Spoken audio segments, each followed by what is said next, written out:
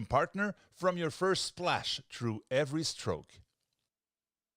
Les producteurs de poulets du Canada, fiers partisans et protéines officielles de Natation Canada. Chicken Farmers of Canada, proud supporter and official protein of Swimming Canada. All Tides, fiers de soutenir la natation canadienne. All Tides, proud to support Canadian swimming. Air Canada, transporteur aérien officiel des essais olympiques et paralympiques. Air Canada, official airline of the 2024 Olympic and Paralympic swimming trials. I have a disability, but I'm not fragile. My first big hit was a rush. It made me feel alive in a way only sports can. Because of partners like Val, I get to feel it on the world stage. And now I get to share that feeling with the next generation.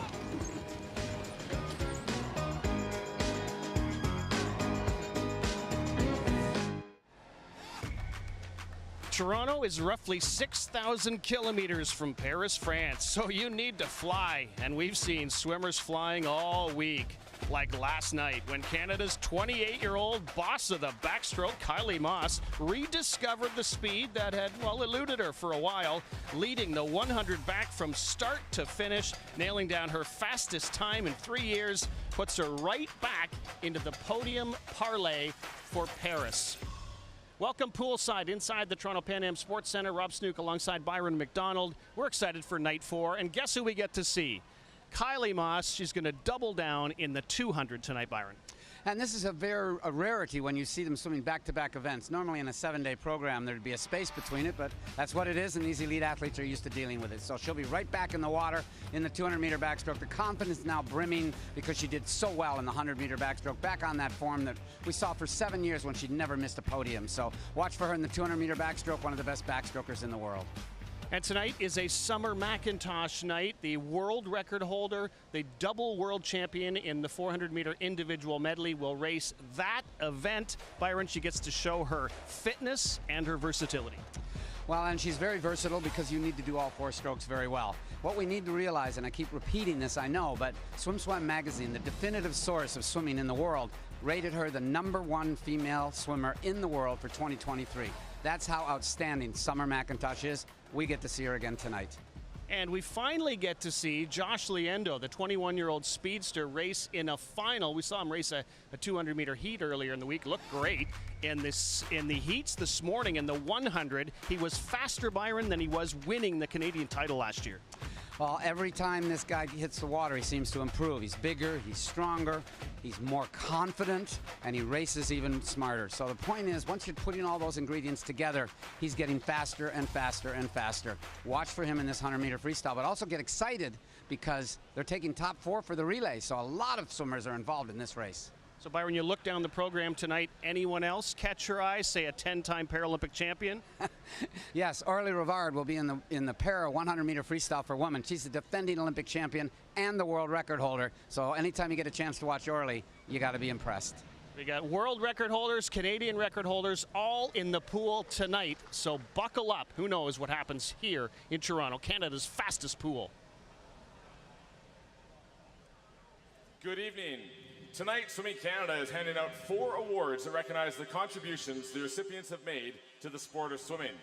The Dr. Yeno Tahani Memorial Bursary is awarded annually by Swimming Canada to a competitive amateur swimmer and coach tandem registered with Swimming Canada who have demonstrated potential for high performance by achieving on-track times. Bonsoir. Ce soir, Natation Canada remet 4 prix soulignant les contributions des récipiendaires au sport de la natation.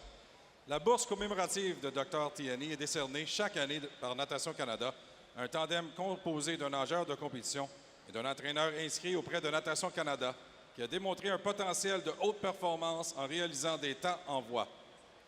During his 51-year coaching career, Dr. Yeno Tahani, or Doc, helped develop numerous elite swimmers in Canada, including double 1984 Olympic champion and former world record holder Alex Bauman. The bursary was established to remember Doc, his contributions to competitive swimming in Canada, and to encourage other coaches and swimmers to work closely together towards excellence. This year's bursary is being given to the father-son athlete-coach duo of Oliver and Alex Dawson of the Grand Prairie Piranhas. Cette année, la bourse est attribuée au duo père-fils d'Oliver et Alex Dawson des Piranhas de Grande Prairie. Oliver won the 200 breaststroke here last night, and this bursary will help towards Oliver's swimming, but also in the collective growth of the unique partnership with his father. Presenting the award is Swimming Canada Marketing Director Alan Rafel. Congratulations to Oliver and Alex Dawson. Félicitations, Oliver et Alex.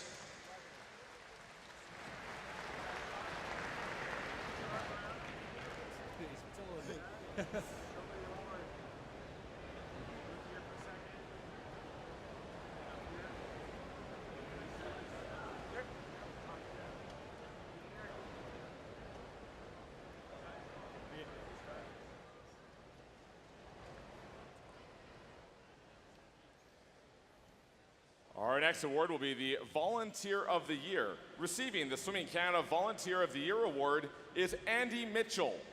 Andy's been a volunteer in the swimming community for over 15 years. He is also in his second year of presidency for Swim Ontario. Almost every weekend, Andy can be found on deck helping clubs host their meets. Le prix bénévole de l'année de Natation Canada est décerné à Andy Mitchell. Mitchell est un bénévole dans le monde de la natation depuis plus de 15 ans. Il est également dans sa deuxième année de mandat en tant que président de Swim Ontario. Presque toutes les fins de semaine, on peut trouver Andy sur le bord de la piscine à aider les clubs à organiser leurs compétitions. Il est l'exemple parfait que le meilleur cadeau qu'une personne peut faire est de donner de son temps. Andy is the prime example that one of the greatest gifts an individual can give is personal time. While Mitchell's modus operandi has always been to work for a cause, he has always exhibited patience and care along the way. As Andy would say, volunteering makes one feel worthwhile and truly enjoy contributing. It's about making a positive impact on others. Once again, presenting the award is Swimming Canada's Marketing Director, Alan Rafel. Congratulations to Andy Mitchell. Félicitations, Andy.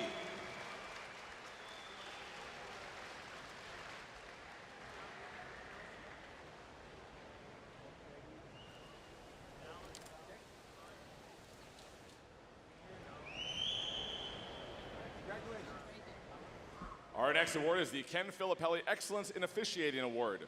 Receiving the Ken Filippelli Excellence in Officiating Award is Cynthia Pincott. This award is given to someone who exemplifies the true spirit of the sport of swimming, demonstrating fair play, integrity, respect for others, and a commitment to swimming. Le prix de l'officiel de l'année Ken Filippelli a été remis à Cynthia Pincott. Ce prix est décerné à une personne qui incarne un véritable esprit du sport de la natation en faisant preuve d'esprit sportif, d'intégrité, de respect d'autrui et d'engagement envers la natation. In her 25 years as a Canadian swimming official, Cynthia has officiated at all levels domestically. The Ottawa resident's international resume includes the Junior Pan Pacs in Hawaii in 2014, the Pan Am Games right here in Toronto in 2015, and World Championships in 2019 in Korea and in 2022 in Australia. What she enjoys most today is serving as a mentor, coming full circle as someone who learned so much from others throughout her career. Once again, presenting the award is Swimming Canada's Marketing Director, Alan Rafel. Congratulations to Cynthia Pincott. Félicitations, Cynthia.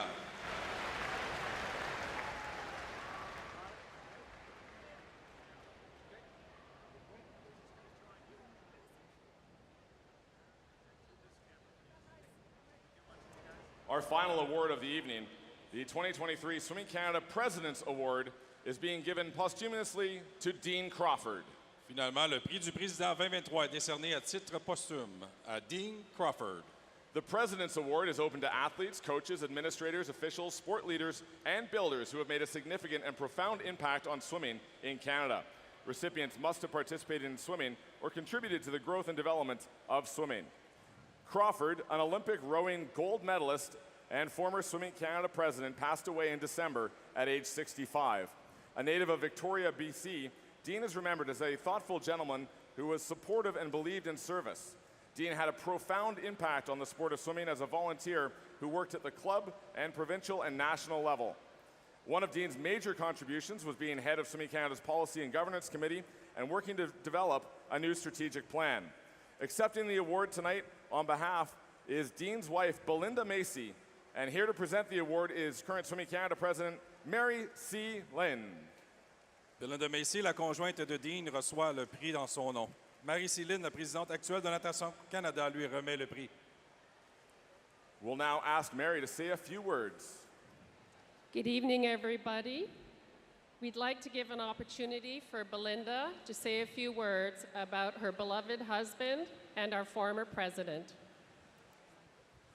Thank you, everyone. I just wanted to take this opportunity to thank Swim Canada, the Swim Canada board, and basically supporting me to come out in order to receive this award. And good luck in the pool, everyone. Good luck in Paris, and swim hard. Once again, Toronto, please put your hands together as we remember and recognize Dean Crawford for his contributions to swimming in Canada.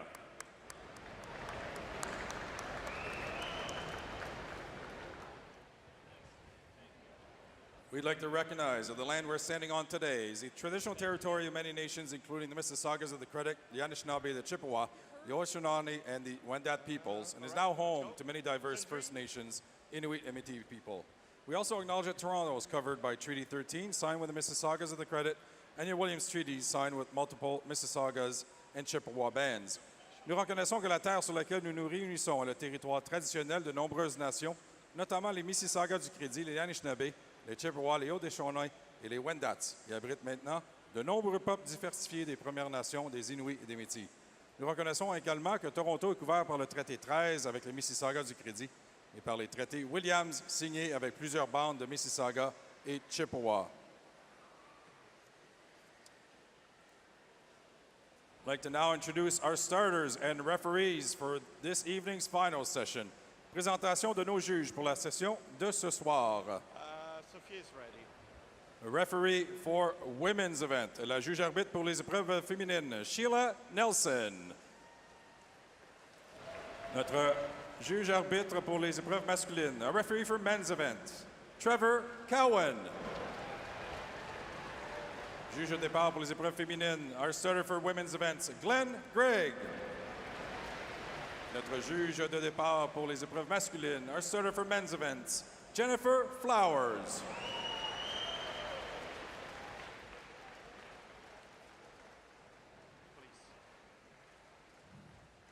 At this time, we'd like to ask everyone to please rise if you are able and join Sophia Liendo in the singing of tonight's national anthem.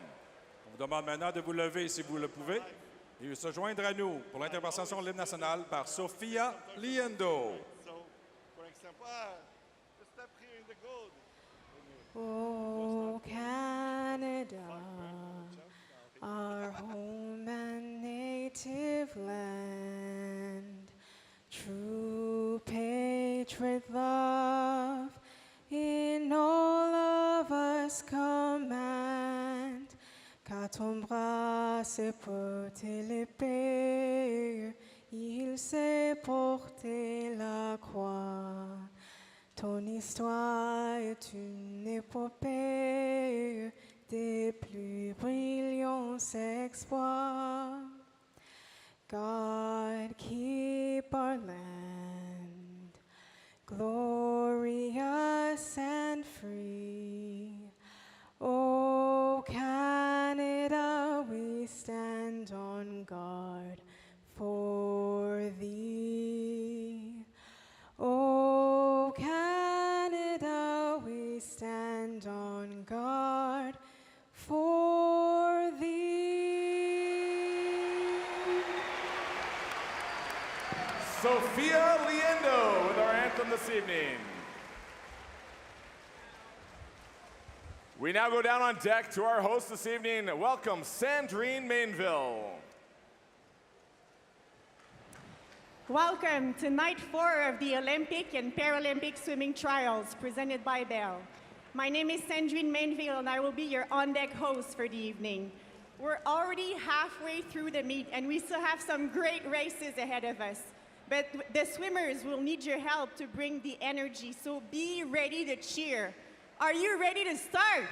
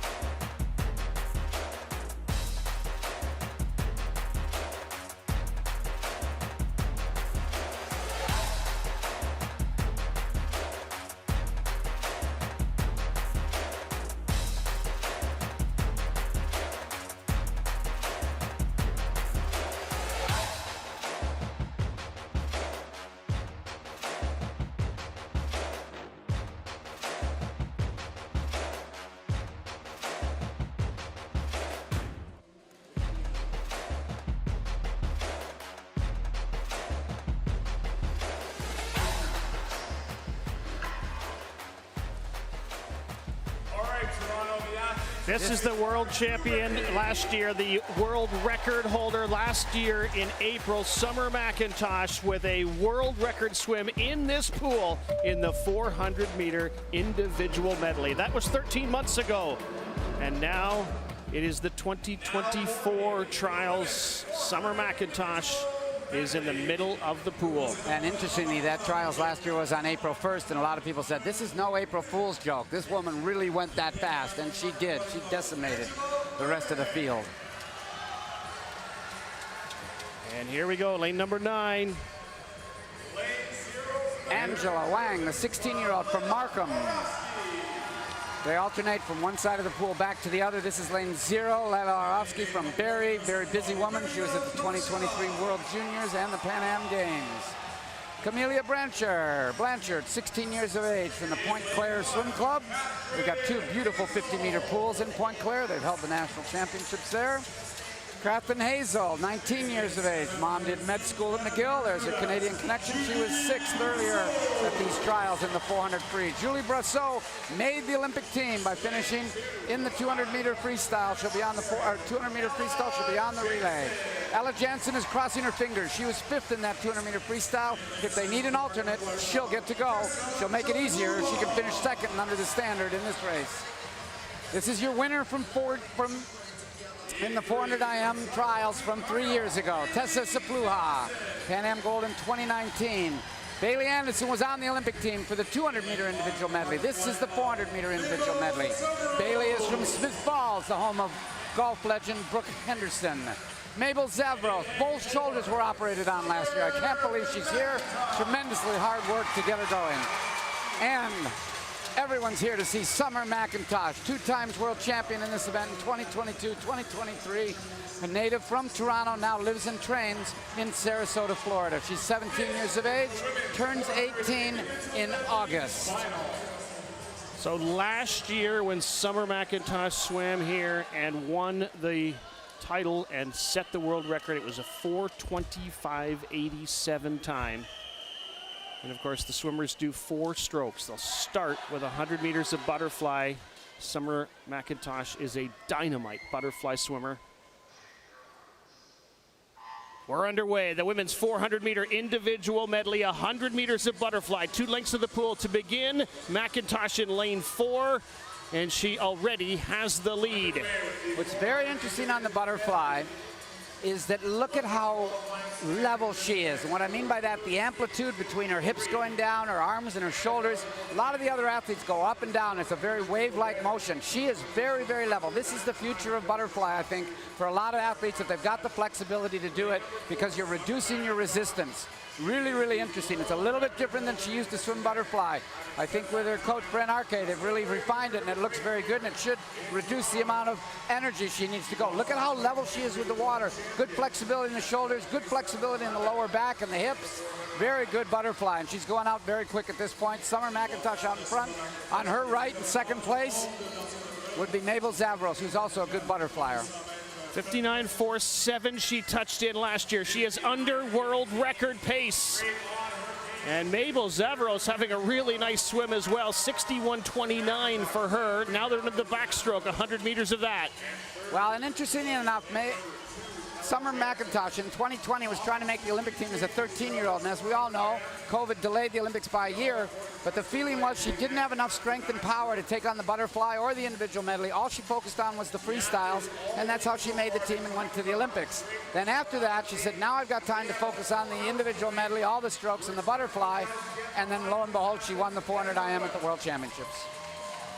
Summer McIntosh cruised through the heats and won by a lot, but she is leading Mabel Zavros by a lot here, and they're both going a lot faster.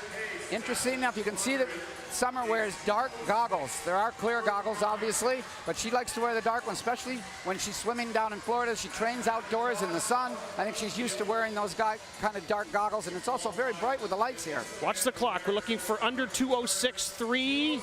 We have 2:06.3. She is right at and actually slightly under world record pace. This is very, very impressive swimming. And Byron, this might be the stroke she's improved in the most. And this is the one that she had the most difficulty, and it's why they decided in 2020 and 2021 not to pursue the individual medley, because her breaststroke wasn't up to snuff. And she's been working on it now for a couple of years, getting better and better at it, and now it is actually a very good breaststroke. She's better in the other strokes, no question, but the breaststroke isn't a weak, per se, leg for Summer McIntosh anymore. Folks, you don't often see people on their feet on the sides of the pool the way they are here. A lot of the athletes standing on the pool side on their feet. Summer McIntosh, that last 50 was 37.9. When she touches, there'll be 100 meters of freestyle to go. The time we're looking for here is 3:25.3 or under that. And you can see there's nobody else in the field. Look at that, 25 meters behind, and those swimmers are very good swimmers back there. You got a battle between Addison and Zavros for second and third in this race. They're trying to get to 4:38 to qualify, but this woman right here, Summer McIntosh, is trying to challenge her world record. And she is well under by about 2 seconds, Byron. You were right about the breaststroke. She's really improved. This will send a message to the rest of the world. She's already 5 seconds faster than everybody in the world with the current world record, other than one Australian who said she's not going to swim it in Paris. So this is Summer McIntosh with a statement here at the Olympic trials. It is Bailey Anderson battling in second place. And it is Mabel Zavaros in third. Less than 50 meters to go on world record pace. Summer McIntosh looking to beat 4:25.87. Keep that in the back of your mind. She's right on it. She can get under that time. There's no question about it. Summer McIntosh going for another world record in the 400-meter IM. Summer McIntosh did it last year at the trials. She's gonna do it again. 4:24.38 world record. Summer McIntosh. She just gave a look over to mom and dad, Jill and Greg. And second place goes to Ella Jansen, who comes on strong at the end in 4:38.88. The 18-year-old takes second. Third place goes to Mabel Zavaros. It's a world record for Summer McIntosh. Happy parents cheering in the stands, no question. I do have to mention that Ella Jansen just missed the Olympic qualifying time by 0.3 of a second with that standout swim of hers to finish second, 4:38.8. The time was 4:38.5. However, obviously the story is a world record. This is very interesting. We need to shed light on the fact that on the opening night, Summer was very disappointed with her freestyle time because last year she broke a world record in the 400-meter freestyle. This time she was 3 seconds slower. However, look at how quickly she has turned this around. And we need to mention beautiful backstroke, beautiful technique in the backstroke. Not a lot of head movement, good shoulder roll. The breaststroke where she's really improved with a powerful in-sweep of her pole. The kick is so much better now. She's been working on a strong kick. And then, of course, into the freestyle, she's one of the best freestylers in the world. So there's no doubt about that. She actually also used to train in this pool, and she knows there's a clock on the side of the pool, so she would have looked at it going into the last 100 meters and knew she was almost on world record pace. About a second and a half under her old world record. Summer McIntosh, I can't wait to hear what she has to say. Summer, congratulations. You're qualified to be nominated in the 4 IM. You set a world record in this event last year and another one this year. How did that swim feel tonight for you? It was awesome. The crowd was absolutely electric. I just heard all you guys during the 100 breaststroke, and it really kept me going, so thank you.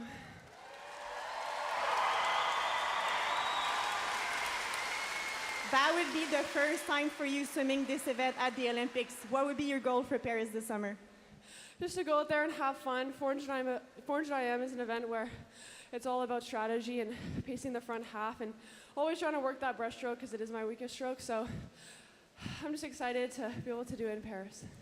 Well, congratulations again. What a nice show you put on tonight. Congrats for the rest of the meet. Put your hands together. New world record. Electric atmosphere inside the building here, and her parents certainly loved every moment of it. This was how they were watching that race. Jill's pretty pumped. Husband Greg very happy and ecstatic. Another world record, and as we said, she wasn't on form the first day of this meet. Boy, is she on the form now. She said, I went to the 2021 Olympics just to make the team. 2024 will be much different, and it certainly will.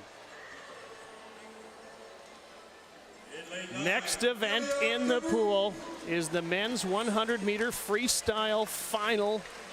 Ilya Karoun will have lane number 9. His parents are actually in Cirque du Soleil. They came to Montreal, joined the troupe there. They were trapeze artists, is my understanding. Then they moved to Las Vegas. He was raised there. He'll have lane number 9. Lane number 0, Antoine Sauvé, 18 years of age from Montreal. He missed the selection in the 200-meter freestyle yesterday by 4/100ths. Philip Senmarchek, 18 years of age. He also just missed the team yesterday. Javier Acevedo, 26 years of age, a 2-time Olympian, right from this area of Toronto. Edward Fulhamhuo, 21 years of age, late bloomer, now making international teams last year, his first one, trying to make it in this, the 4x100 freestyle relay, if he can finish top 4. Stephen Calkins actually retired in 2022 when he missed the national team. They called him 4 days later and said, we got a space on the team, you want to come? And he went, got some medals at the Commonwealth Games and the Pan Ams last year. Patrick Hussey made the team yesterday in for the 4x200 freestyle relay. He'll have lane 6. Finlay Knox, 23 years of age, born in England, lived in New Zealand, then moved to Canada. Family now is in Okotos, Alberta. He's training at the National Center in Vancouver. He won the World Championships in the IM. Yuri Kissel, 2-time Olympian, but he missed all of last year with an injury, 28 years of age. He is key to the 4x100 freestyle relay if he can retain his top form. And this is the big key to the relay. Big star Josh Leando, only 21 years of age, very young for a world-class sprinter. He won a bronze medal at the Worlds in 2022 in this very event, the 100-meter freestyle. Standout NCAA career at the University of Florida, 3 gold medals in the sprinting events. He was the story of the NCAA sprinters, and there's a lot of top sprinters in the NCAA. And when you're talking about Josh Leando, if they're talking about you, you know you're one of the best. Leando has already gone to the World Championships and landed on the podium. He has done just about everything there is to do, and he is challenging some of the biggest names in the sport of swimming. Comes through the pressure cooker of the NCAA, a triple champion this year. So Canada qualified a team last year. Josh Leando was on that team with Finlay Knox, Javier Acevedo, and Ruslan Gaziev. So these guys today can thank those guys because Canada now has a berth, so we get to take the top 4 automatically to those games in Paris.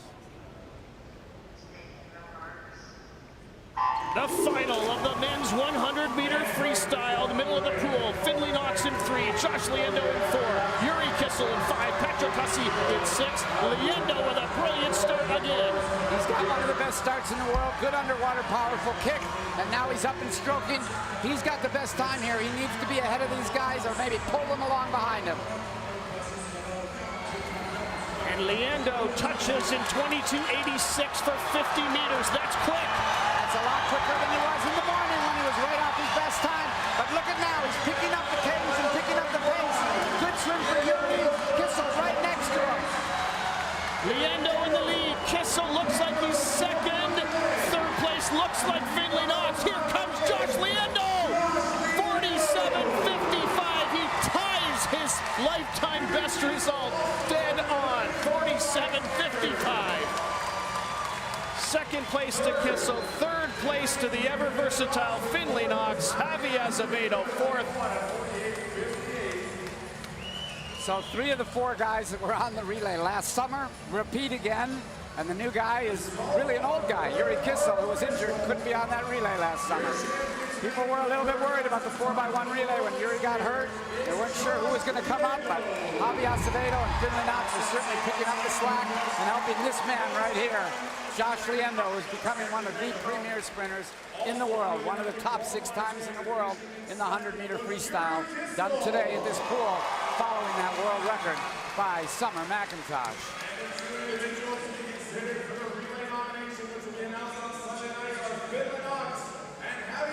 What a swim for Josh Leando in front of the friendly hometown crowd. Any crowd in Canada would have cheered loud and hard, no doubt about it. And I will say that the word gentleman epitomizes this young man, Josh Liendo. Well, he's a Florida Gator. He's a North York Aquatic Club member. He is a Canadian. He's from nearby Markham, Ontario. And he is the winner of the Olympic trials and going to lead Canada's relay in the 4x100 freestyle relay, which, by the way, is the opening night of swimming at the Olympic Games. I am sure he is thrilled, Byron, but I bet he wishes there was just 100th faster, because now he ties his personal best or his lifetime best result.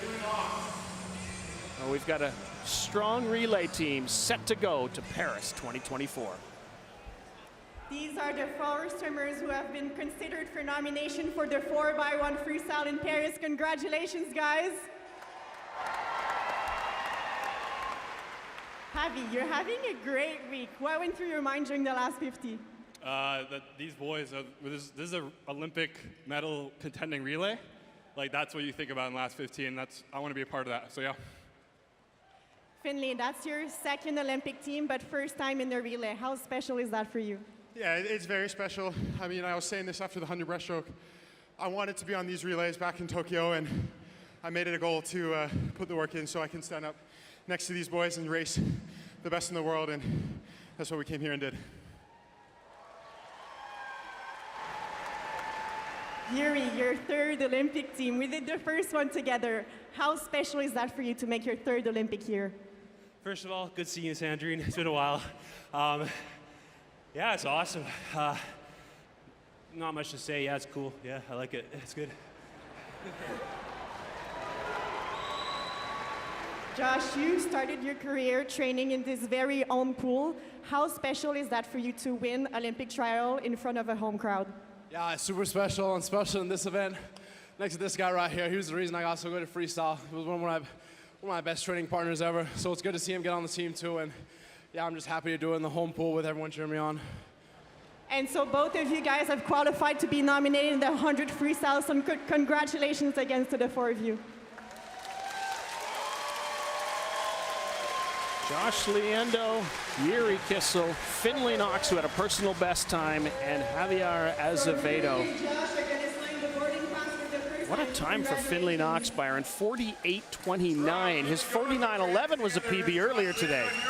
Well, and what he said was important. He desperately wants to be on relays. He swam an individual event in Tokyo at the Olympic Games, and he said, I'm going to do everything in my power because relays are so much fun and I want to be a part of it. And he just had to bulk up, get a little bit stronger, and start training freestyle and breaststroke for the medley relay. And he did, and he succeeded at both of them. He would have liked to have been on the 4x2 relay, but it was yesterday, and he felt it might tire him out too much for today.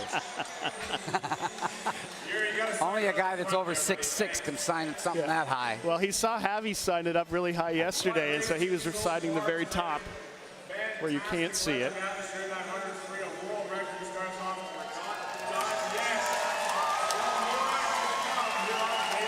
Right back at it with Canadian stars in the pool. This is the women's 200-meter backstroke where Kylie Moss will swim out of lane 4. 4 Olympic medals to her name, the 2-time world champion in the 100, and she was a bronze medalist, don't forget, in Tokyo in the, silver medalist in Tokyo in the 200 backstroke.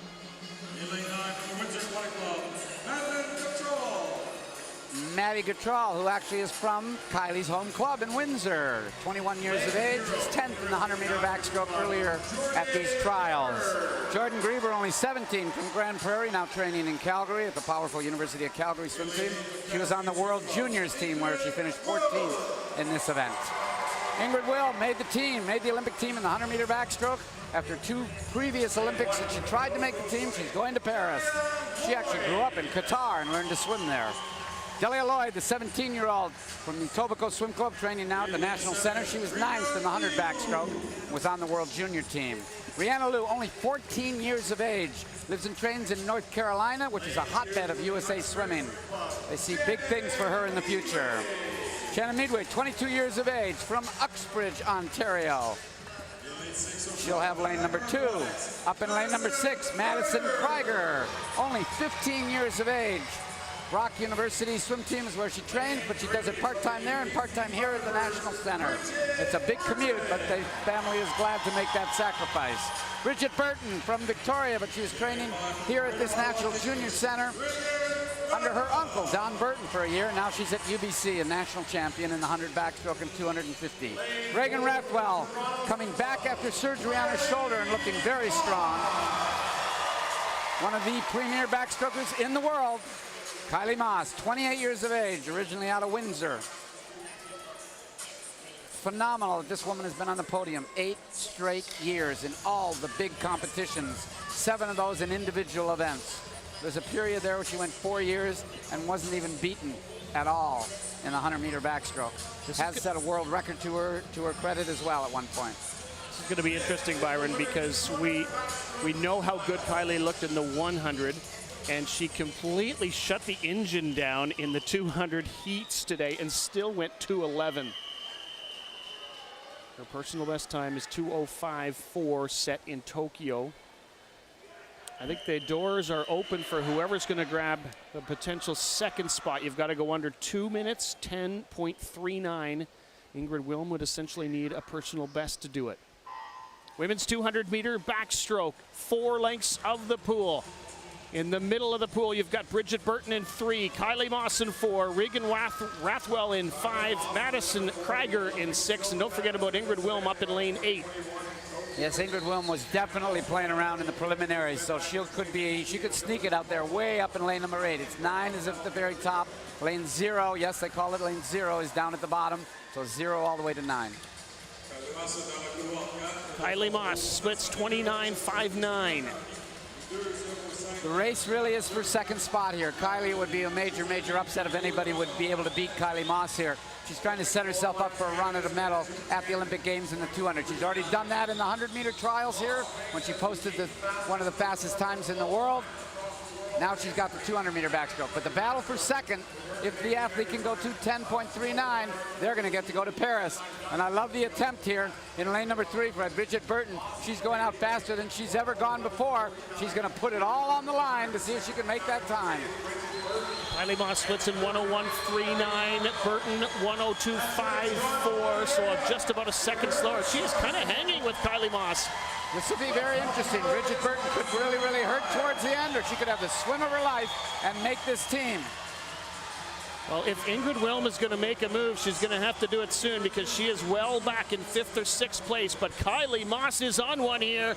She's going to touch 150 in 1:33.74. She could go at 2:06 off of that, which is a world-class time for sure. You got real close now. You got the battle for second. You got Burton in 3. She's starting to labor a little bit, and here comes lane number 5, Reagan Rathwell. They could get real close to that time. They've got it in their bodies right now based on what they've done so far. It is Kylie Moss in second place. It's Reagan Rathwell of the Greater Ottawa Kingfish, and it's going to be Kylie Moss in a great time, 2:06.24, just off her Canadian record. Second place goes to Rathwell, and third place goes to Madison Krieger. So full marks for Bridget Burton. She went out pretty hard, but failed a little bit at the end. You got 2 swimmers that are going to Paris. Kylie Moss, one of the best times in the world, and Reagan Rathwell, after her shoulder surgery, out of the water for the better part of a year. She comes back here, drops down back to her best time, a little bit under her best time, and she's going to get to go to Paris. There it is. You see it, the 2:09.38 for Reagan Rathwell. Kylie Moss, what a swim. Much faster than she's been, again, since Tokyo. That's her fastest time since Tokyo. 2:06, the 4th fastest time in the world this year by Kylie Moss. Again, look at the head position. We talked about this when we were watching Summer McIntosh do her individual medley. For you young swimmers out there, the head does not bob all over the place. It's nice and steady. Look at that. Steady, steady, steady. Your shoulders that roll, your head is steady, and she doesn't look for the wall. She knows where the wall is. She's practiced it. Reach for the wall and touch. 2:06.24. What a time for Kylie Moss in May of an Olympic year. And And I've mentioned this before, that when Kylie went to her first Olympic trial, she was 16 and she finished 99th. So you don't have to be a superstar when you're 12, 13, 14, 15, or 16. There can be a nice outcome in the future like Kylie Moss.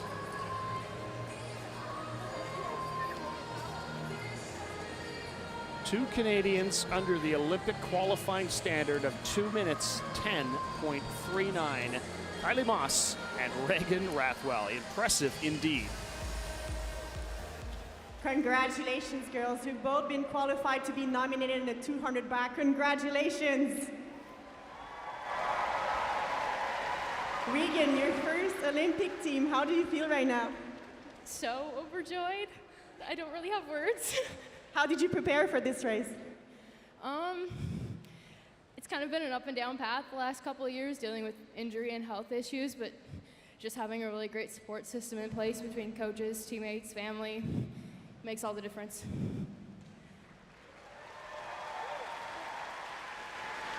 Kylie, you've been on the national team for such a long time, and you've always been so consistent. What have you been working on leading up to trials? I think just continuing to put in the work and to continue to improve my skills. The swimming world is always progressing, and I want to be fighting at the top, so just continuing to work on every little detail that I can find improvement in. Well, I should say it's always very exciting to see you swim. You too, Regan. Congrats on your swim. Regan, you get to sign your name on the boarding pass, so congratulations.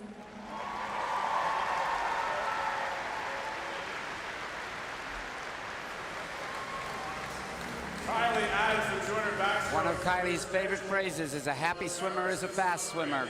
And after some challenges in 2023, she's had a stable environment over the last year, and she's a happy swimmer now. She's a happy person, a happy swimmer, and a fast swimmer. And we've seen that twice now in the 100 backstroke and the 200-meter backstroke. Tip of the hat to Madison Krieger, the 15-year-old who goes 2:12 to finish in third. Next event in the pool, the 100-meter freestyle para event. Women's para 100 freestyle.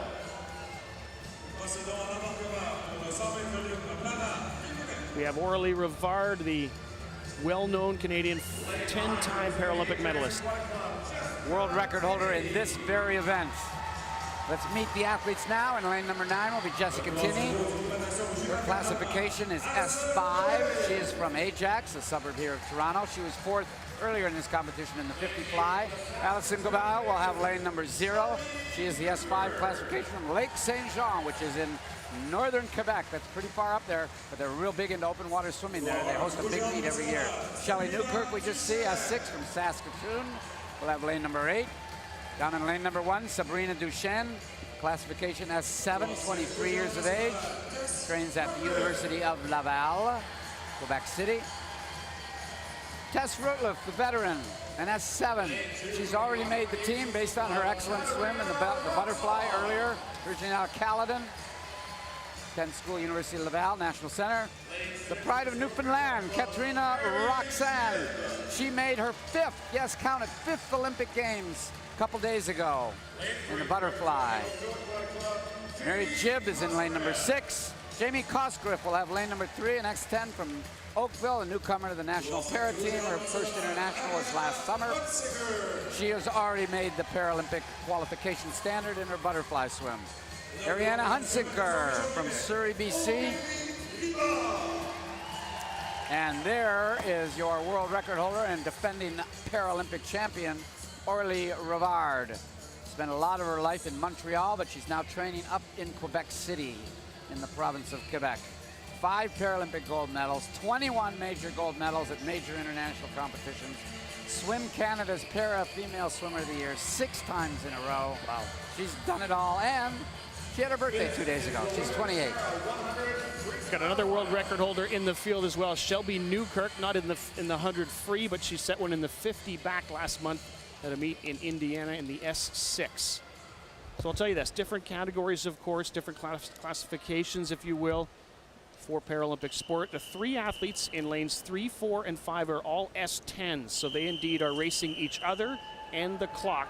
The standard Paralympic qualifying standard is 101.92 for them. And on either sides of them in lane 6 and 2, we have S9 athletes, Jib and Roxon. And we're underway, the women's para 100-meter freestyle. So they are chasing separate qualification standards up at the top. Tinney's an S5, Newkirk's an S6, Rootleff is an S7, Jib is an S9, then the 3 S10s, Hunsicker, Rivard, and Cosgrove. Roxon is the other S9, Duchesne is the other S7, and Gobio is the other S5. That's how it lays out.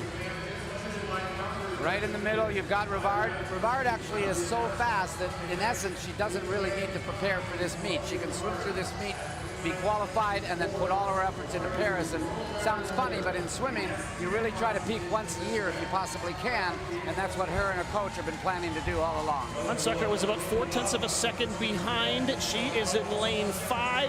Rivard is in 4. And then that battle of the S10s in 3, 4, and 5 has Jamie Cosgrove as well. Here comes Aurélie Rivard, less than 10 meters to go. Her Canadian and world record 58.14. She'll be just outside that. 1:00.19, and then it's Hunsucker and then Cosgrove. And then in lane 6 was Mary Jib with a pretty quick swim of 1:05.58. And that, Byron, I believe, is under the standard. No, sorry, it's not. Just outside. What a performance by Rivard, and what I mean by that is everybody was pretty close. We've still got one of the athletes still going. 2 of the athletes are still going. All right, the S5s on the outside lanes. Jessica Tinney up in lane number 9, and here comes Allison to the wall, and now here comes Jessica. There we go.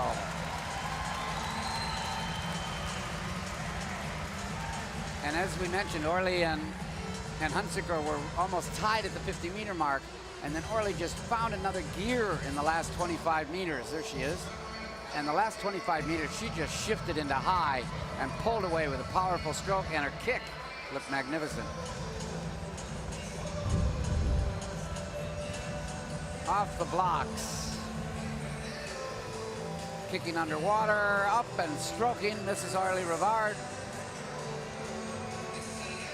Into the wall. You see how close they are at this point of the race. Remember that when we see the finish. Boom, boom, boom. Pretty close to the 3 S10s. And now at the end, this is where now Rivard is picking it up, picking it up, picking it up. Power, power, power, pulling away from the rest of the field. Powerful kick. Look at the powerful kick there. Keeping the stroke, not breathing the last few strokes, into the wall, and a good touch. Minute point. So close for Ariana Hunsicker. She was faster than she was in the heats by more than 1/10 of a second, but not quite. Still about 0.2 off of that Paralympic qualifying time for the S10s of 1:01.92. Not far off. And this is the points values that are assigned based on the classification and the time on the far right. And that's why you can see the different finishes by Newkirk ahead of Hunsicker. Aurélie, congrats on another win. How do you feel about that performance? I'm happy that I qualified again for the 100 free, but I think it's a little slower than I wanted to go the 9. But it's okay. It gives me an idea of what I need to work on for the rest of the summer. Justement, tu as eu une médaille d'or à Rio en 2016 et une autre à Tokyo. Donc, sur quoi tu vas travailler pendant les prochains mois pour t'assurer de défendre ton titre paralympique? Especially the backhand speed, and then the last 15 meters, and then to finish stronger than my rivals, hopefully. So I asked her what she was going to work on in the next few months leading up to Paris, because she got gold in Rio and gold in Tokyo. Congrats again, Aurélie. You already got your standby pass from Air Canada, so good luck for the rest of the meet. Congratulations, Aurélie. We also have 2 new Canadian records in that final. Shelby Newkirk in the S6 classification and Tess Rutledge in S7. We had 2 Canadian records in that race as well. Shelby Newkirk and Tess Rutledge. Nicely done. Next event in the pool, the men's para 100-meter freestyle final. The men's para 100 freestyle is about to take flight. You see there, again, we have S10 athletes in the middle of the pool. 4, 8, 7, on the outsides.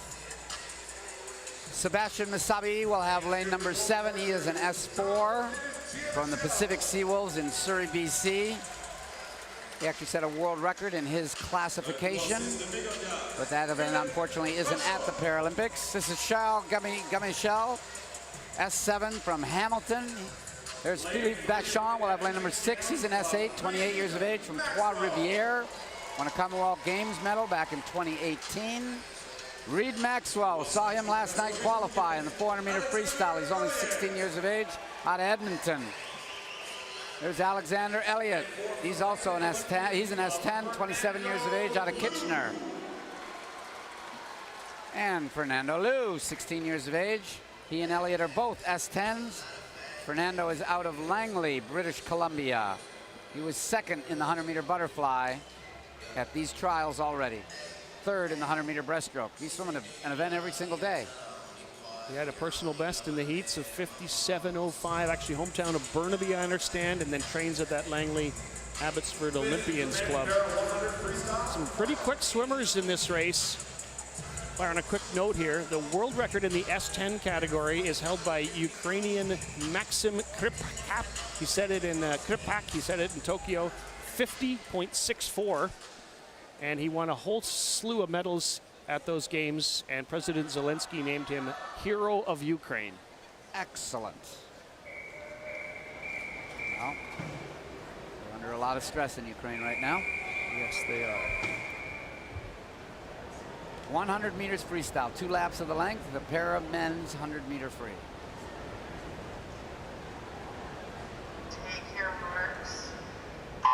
And we're underway. Men's para 100 free. We've got a couple of Canadian record holders in the race. Sebastian Masabi will be chasing his best time. Reed Maxwell his. Masabi's in 7, Maxwell's in 3.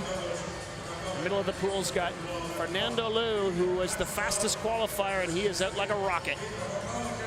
And if he wants to challenge the time to qualify, 53.08, he has to do that. He's got to get going as fast as he possibly can. He's got to push the front end. 26.8 is good, but it's probably not going to get him to the 53.08. But again, it's a building process. He's got to be able to get back. He's very young. He's only 16 years of age. He's Fernando Liu. Now being passed by Alexander Elliott. Alec Elliott looking good out of Kitchener, Ontario. Originally 2-time Paralympian. He has taken the lead in lane 5. Liu had a couple of medals at the Pan Am Games last year, but it's going to be Elliott in 56.01. And they're both in the 56s, and then 3rd place to Reed Maxwell at 1:00.23, and that is a new Canadian record for the S8 category. Well, and Maxwell, yesterday we saw him set a new Canadian record and qualify for the Paralympics in the 400-meter freestyle the other day. He just misses the standard there. Masabi looking to set his own Canadian record. He's just outside his own Canadian record time. Sebastian Masabi in that S4 category. And we should mention that the way the Paralympics works in slotting spots to countries, Canada has 22 spots, 15 women's spots and 7 men's. That's why you can't automatically name somebody when they make the time, or it's really consideration. They're calling it a standby pass for Air Canada flight. And at the end of the game, at the end of the trials, they'll see how many made it. And if they have to rank them, then they'll be able to rank them. See, this is where Elliott made his move.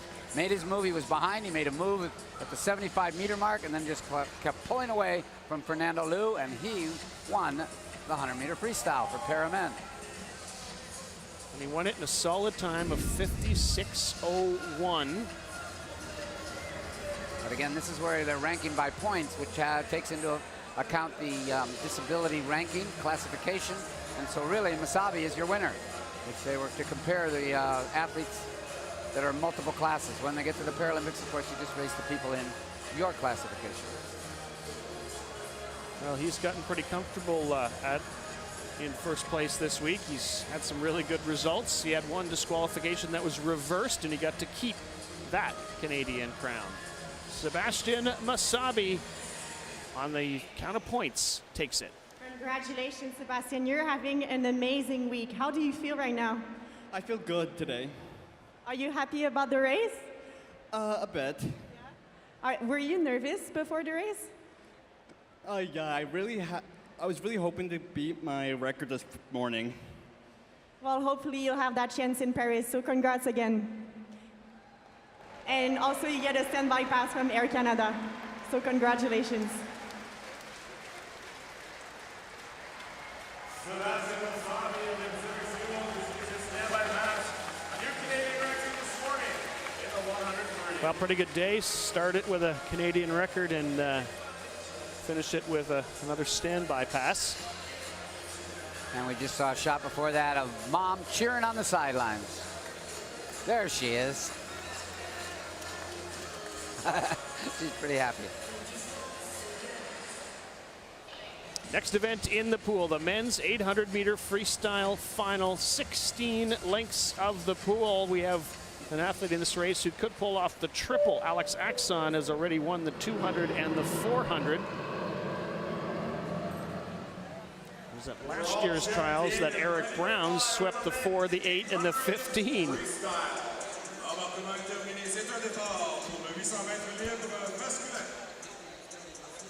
And they come walking in under the Eiffel Tower. There we are. Hayden Kirk will have lane number 9. He's from Kelowna, British Columbia. His goal is to get to med school. Guillaume Lord will have lane 0, 23 years of age. Said, I'd like to be a coach once I'm done competing. Hey, Max Vorbiev, 17 years of age. Markham Aquatic Club. Markham has a very nice pool, just like this one was built for the Pan Am Games, another legacy pool. Diego Paz trains in the legacy pool in Edmonton that was built for the Commonwealth Games. Kieran Watson, 21 years of age, from Mercer Island, Washington. His coach is Alicia Hicken, a former Etobicoke swimmer. Sebastian Paulins, lane number 2, 25 years of age, Western University alumnus. His mom, Suzanne, is the CEO of Swim Canada. Benjamin Cote out of Calgary, Killarney Club. And the coach, Mike Meldrum, has lane number 6. Timothy Barbeau, the 18-year-old, will have lane number 3. He was 5th in the 400-meter freestyle a couple days ago here at these trials. This man won the 2 races that he's already swum, the 200 free and the 400 free. He's 20 years of age, out of Newmarket, trains out of home club is Markham. Eric Brown, as you said, Rob, was the distance star last year, won the 400, the 800, and the 1500. He's 21 years of age, swims out of the Montreal Pointe Claire Aquatic Club. His first international competition for Canada was in 2022 when he went to the Commonwealth Games, followed that up with the World Championships. In the 400-meter individual medley, earlier in this competition, he was 4th. Eric Brown, the only man in the field who has a qualifying time under 8 minutes. These athletes would have to go under 7:51.65 to qualify. We'll see. It's a big ask, Rob, but at the same time, this is the trials. This is when you step it up. This is when you go for it.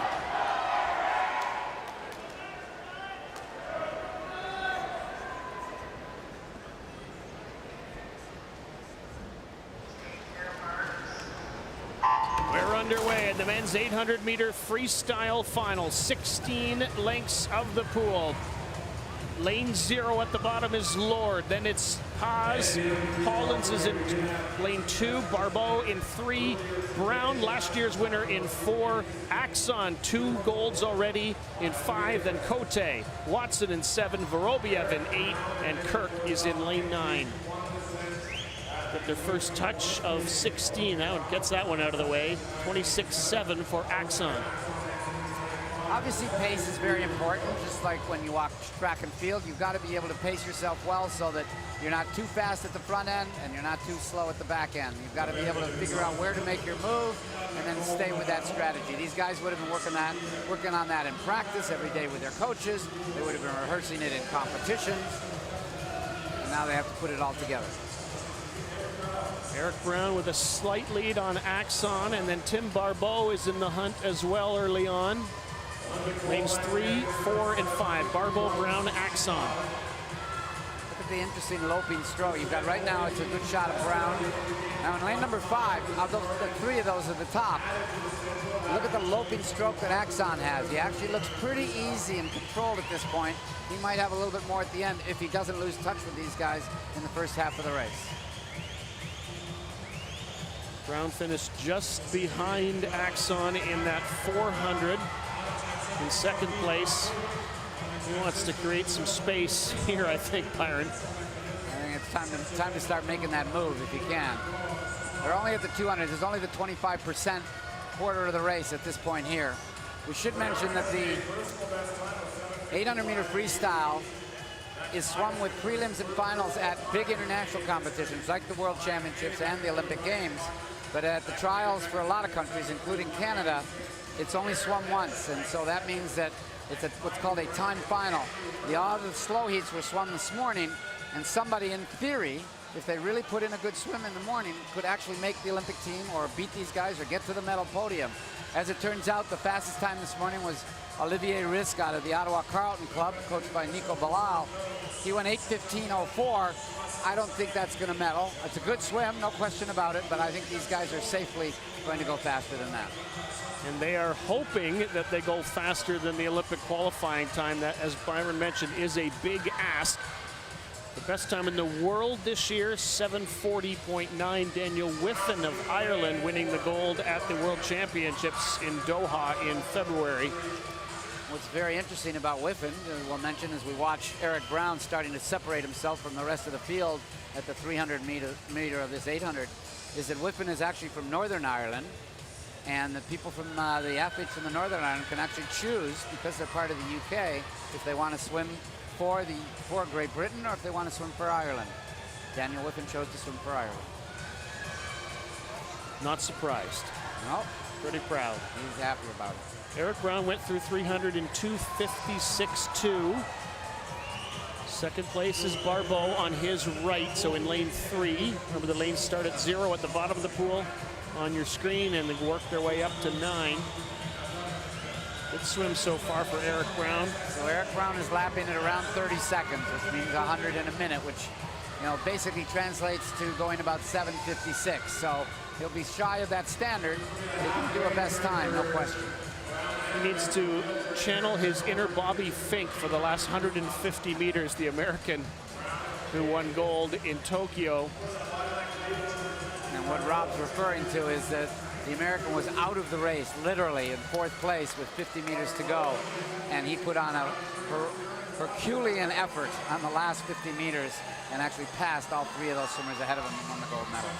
So right now, with about a body length and some lead, is Brown over Barbeau. Axon does not seem to be in the conversation right now, but maybe up at the top, Kieran Watson will have something to say about this, or maybe it is, Watson in 7.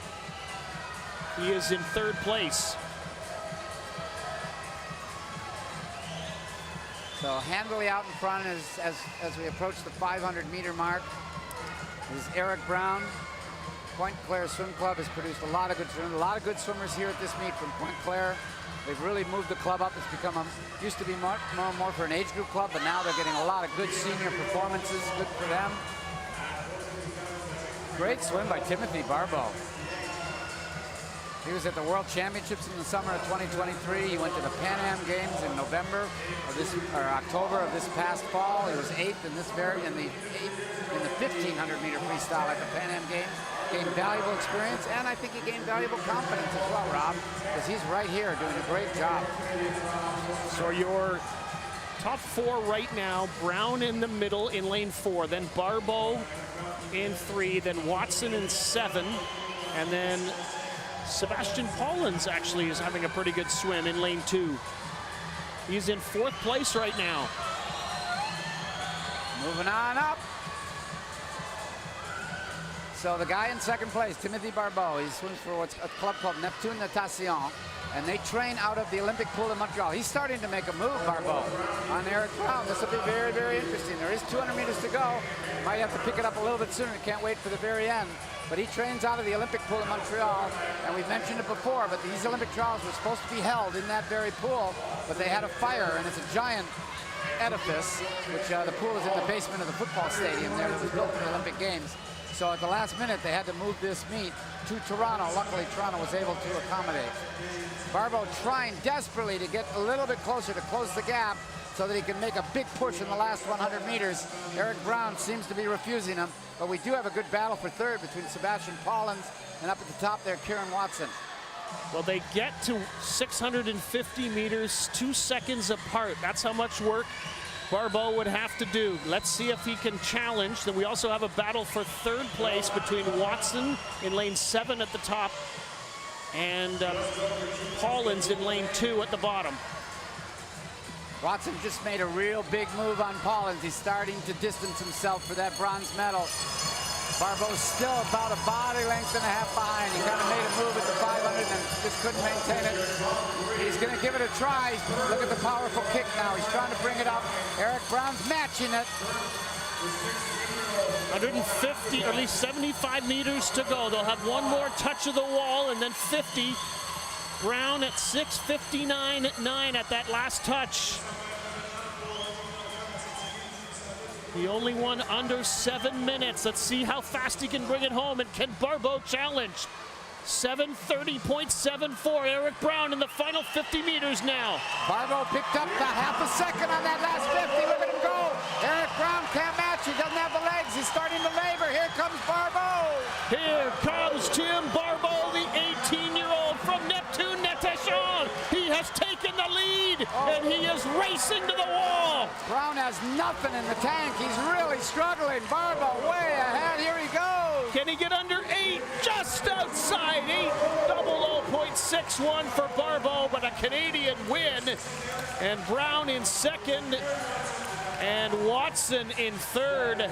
What a finish by Tim Barbeau.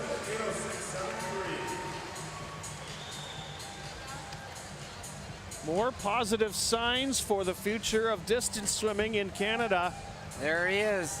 Brilliantly swum. Maybe we were predicting the swim exactly like we saw at the Olympic Games by Bobby Fink with a tremendous last 50 meters, because that's exactly what Barbeau did. And Eric Brown literally ran out of gas with 25 meters to go. He barely made it to the wall. He gave it a lot. He made a good swim for Eric Brown, but he just didn't have the finish. Barbeau had the finish. I couldn't believe he had the strength to pull his body up and out of the water. Excellent swim, Timothy Barbeau. Like you say, it's always nice to have a breakthrough swim at trials. That's a breakthrough swim. Look at how far he is behind. This is with 50 meters to go, 1 length to go. They're going to turn here, and he makes up that entire difference. Now, he made a bit of it up on this length. He made up a half a second on that the second last length, and now goes. Look at Eric Brown. His legs are done. His arms are done. He's barely getting them out of the water. Barbeau is just accelerating past him. Brilliant tactic, brilliant strategy, brilliant training and fitness for Barbeau. Well-earned gold medal. Good job, young man.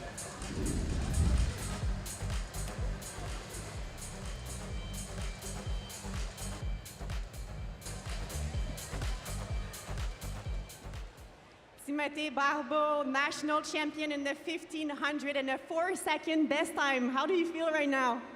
I feel good. I mean, it's the first time I win an individual event, and it's a great experience, of course. And it's always fun to win, so it's pretty exciting. C'était une course extrêmement serrée. Ton dernier 50 a été extrêmement rapide. À quoi tu as pensé pendant ces derniers 50 mètres-là? Ben, je voyais que je rattrapais Eric un peu par un peu. Puis je me suis dit, bon, je peux aller chercher, je vais donner tout ce que j'ai. Puis ben, ça a marché finalement. Je voyais que je le rattrapais beaucoup, puis j'ai juste continué. Timothy was saying that he was just behind Eric during the last 50, and he was able to bring the energy to finally win the race. You have the 1500 on Sunday, so we'll keep an eye out for you. So congrats again on your win. Congratulations to Timothy Barbeau, winner of the 800 freestyle swing. Félicitations, Timothy. Well, a well-timed race, and well-timed sprint at the finish for Barbeau. Well, and history in one sense, and what I mean by that is his first ever his first ever national title, and those are hard to come by, and that's a big deal, and full marks for you, Timothy, and he's got it under the belt. He's going to be tough in that 1500 meter freestyle later in these trials.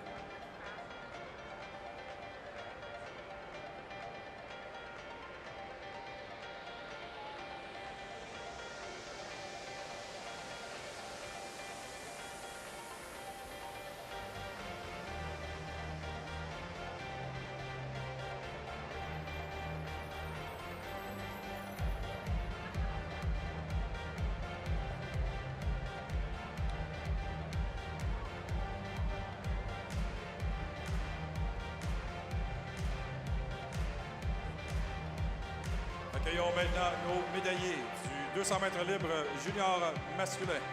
Let's now welcome our medalists for the men's junior 200 meter free.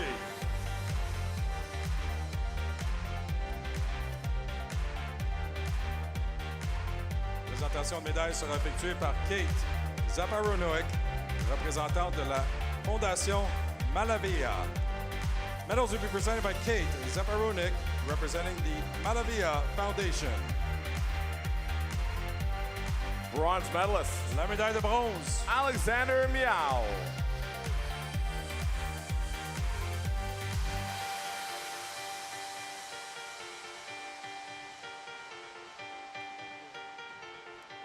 Silver medalist. La médaille d'argent. From the University of Calgary Swim Club, Leon Kim.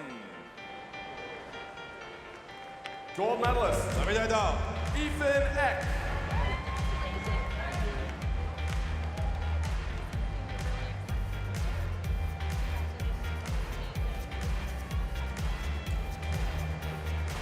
Congratulations to our medalists in the Junior 200 Freestyle. Félicitations à nos médaillés.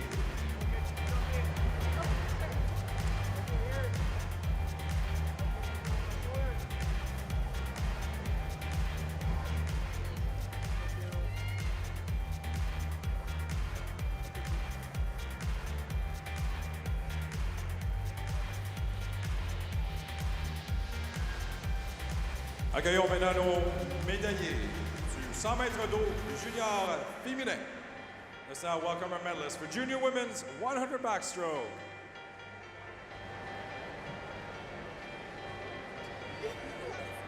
Bronze medalist. La médaille de bronze. Reina Liu. Silver medalist. La médaille d'argent. Etobicoke Swimming High Performance Center, Ontario, Delia Lloyd.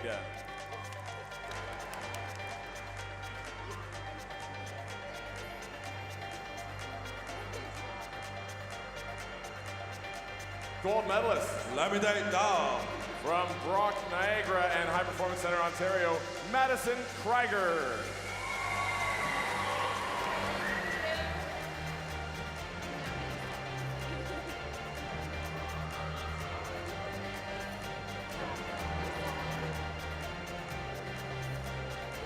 Congratulations to our medalists in the Junior Girls 100 backstroke. Félicitations à nos médaillés.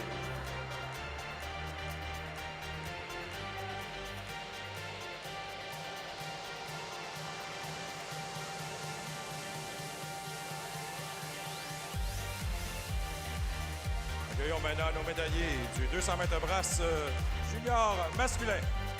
Let's now welcome our medalists for junior men's 200 meter breaststroke.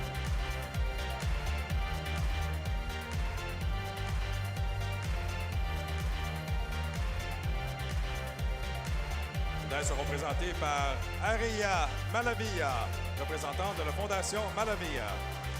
Medals will be presented by Aria Malavia, representing the Malavia Foundation.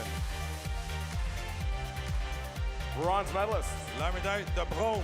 From the Olympian Swim Club, Tanner Cole.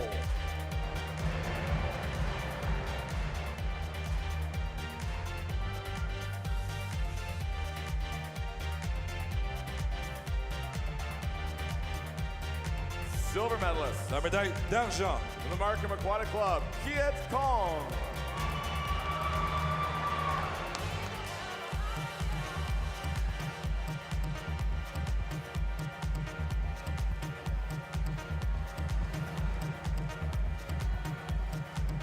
Gold medalist. La médaille d'or. With a new Canadian age group record time from the Grand Prairie Piranhas, Oliver Dawson.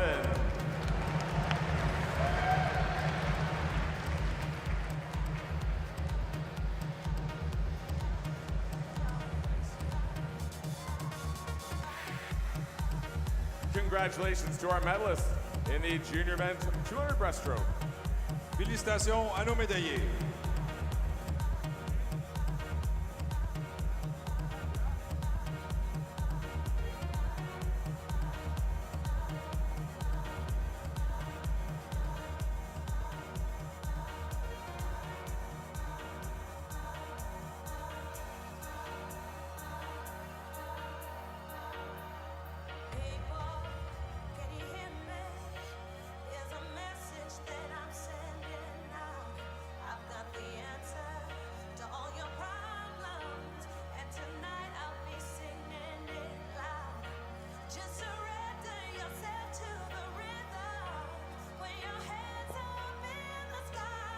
Accueillons maintenant nos médaillés pour le 1500 mètres libre féminin junior.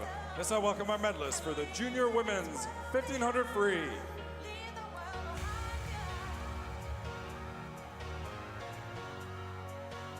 Bronze medalist. La médaille de bronze. From the Barrie Trojans Club, Layla Orowski.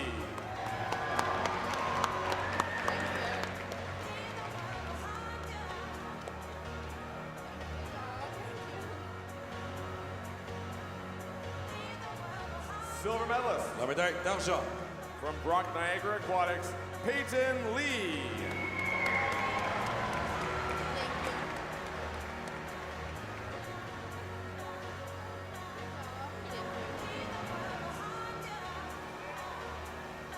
Gold medalist. La médaille d'or. Langley Olympian Swim Club, Julia Strojnowska.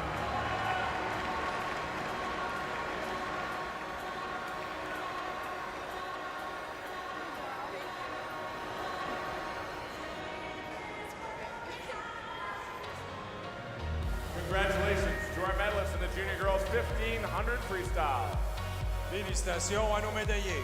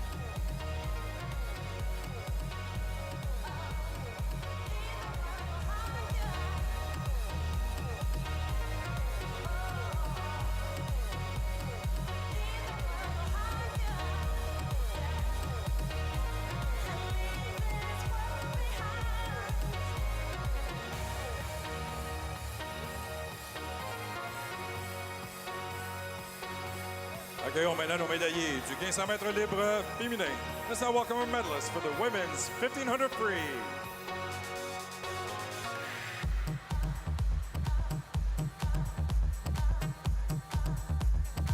Bronze medalist. La médaille de bronze. From Brock Niagara Aquatics, Peyton Lee.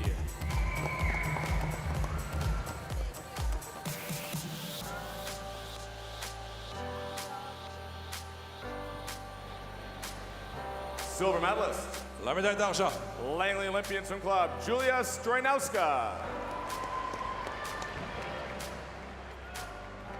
I feel so close to you right now. It's a force field. Gold medalist. La médaille d'or. Edmonton Piano Swim Club's Emma Finland.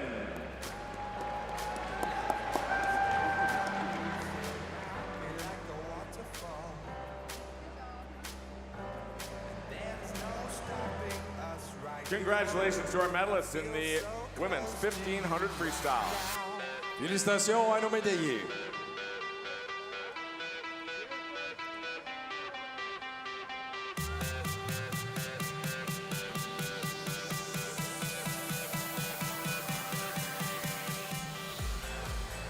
And our next medal ceremony will include the new, well, world record holder. She had it already. She resets it. Summer McIntosh. She'll be flanked by Ella Jansen and Mabel Zavaros. The incredible thing about this world record is she was already 5 seconds faster than anybody in the world, and now she's even faster.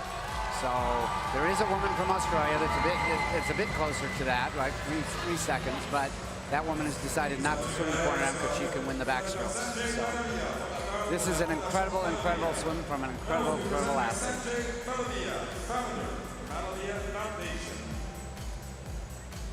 On the right there is Mabel Zavaros. From the Markham Aquatic Club, Mabel Zavaros. Her rebuilt shoulders. That's right, and her twin Rosie, identical twin by the way, I could have a hard time telling them apart, was also a national level swimmer for many years. Sure she's watching the stream to see how her sister's doing. High Performance Center, Ontario, Ella Jansen. Ella Jansen just missed that Olympic qualifying time to swim this event in Paris. She's got her fingers crossed that her 5th place in the 200-meter freestyle will get her named as an alternate for the relay for Paris. With a new world record time of 4:24:38, Summer McIntyre. Well, she went out at the same pace pretty much in the butterfly, and then she was just under the world record after the backstroke, but then Byron, she made up about 2 seconds on her own time in that breaststroke. Well, she said that's quote-unquote my weakest stroke, and yet it's so good now, and she's improved it so much. And I mean, that's a very kinesthetically aware athlete that can improve that much at this age in a very difficult stroke like breaststroke, and she's been able to do it, no question. One of the things that Brittany was pointing out in the heats this morning is how Summer has dropped in all kinds of, like she'll do 100 breast at some meet, she'll do 100 backstroke at another meet.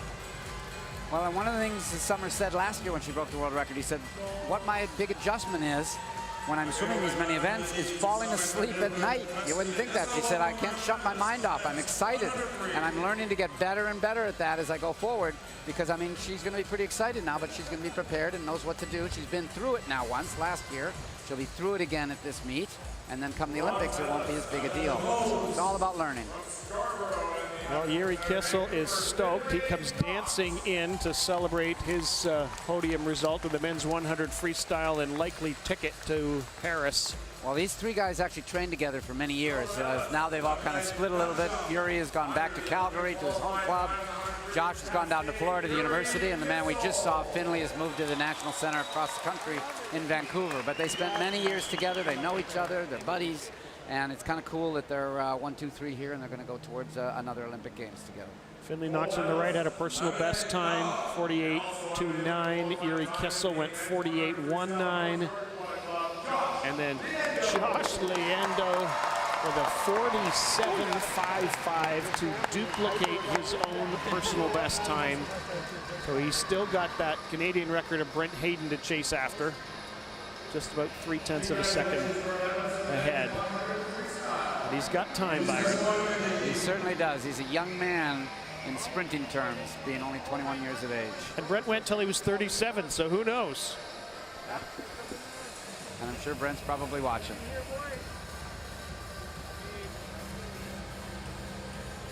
Well, we think these will be 3 key members of your 4x100 relay in Paris this summer: Leando, Knox, and Kissel.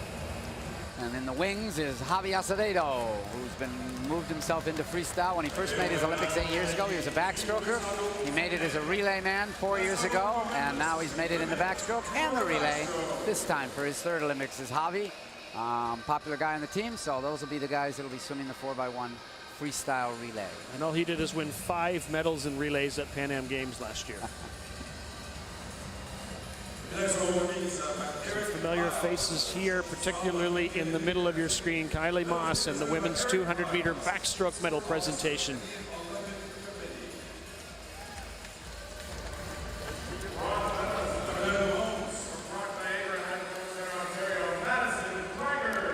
Madison Krieger, this is the future of backstroke. Kylie's not going anywhere yet, but when Kylie finally does decide to retire, this young woman is going to be a very, very world-class backstroke rider. She's got all the tools, she works hard, she's focused.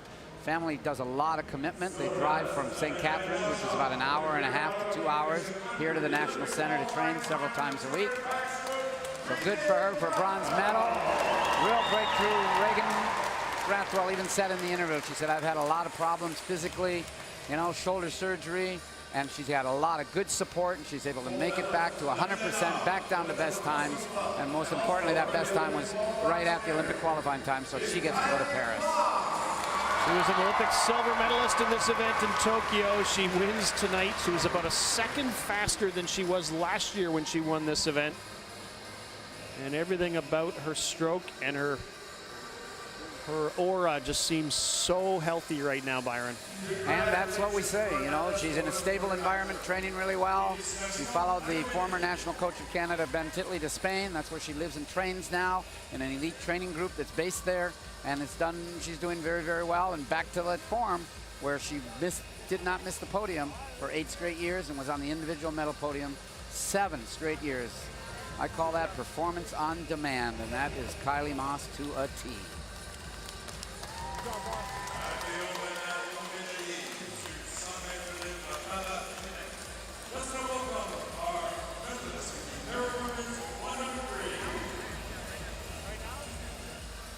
I think they're making their way out.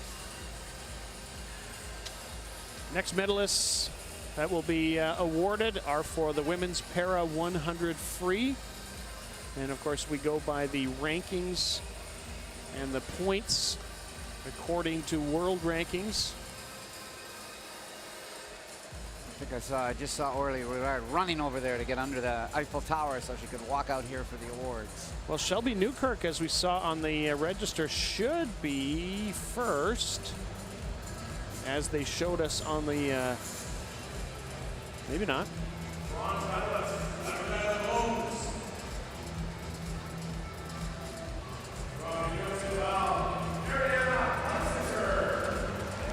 Ariana Hunsaker was just off of the Paralympic qualifying standard for the S10 category. She was 102.12. Needs to be 101.92, literally 0.2 of a second.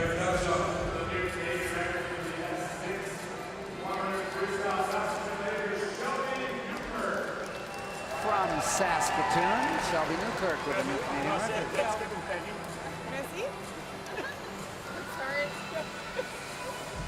Shelby's working on her French for Paris this summer. That's nice to hear.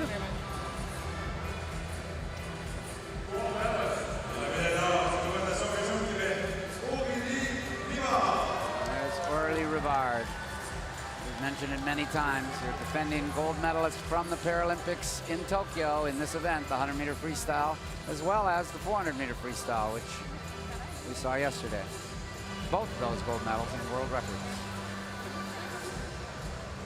There's a little ways to go to get back to that world record with 58, but he's in a good position at this point.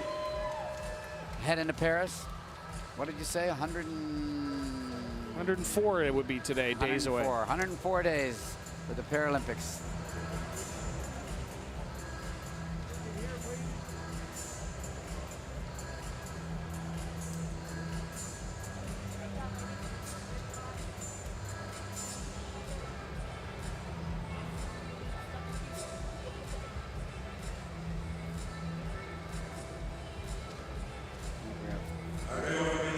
Two more medal ceremonies before the B final races begin.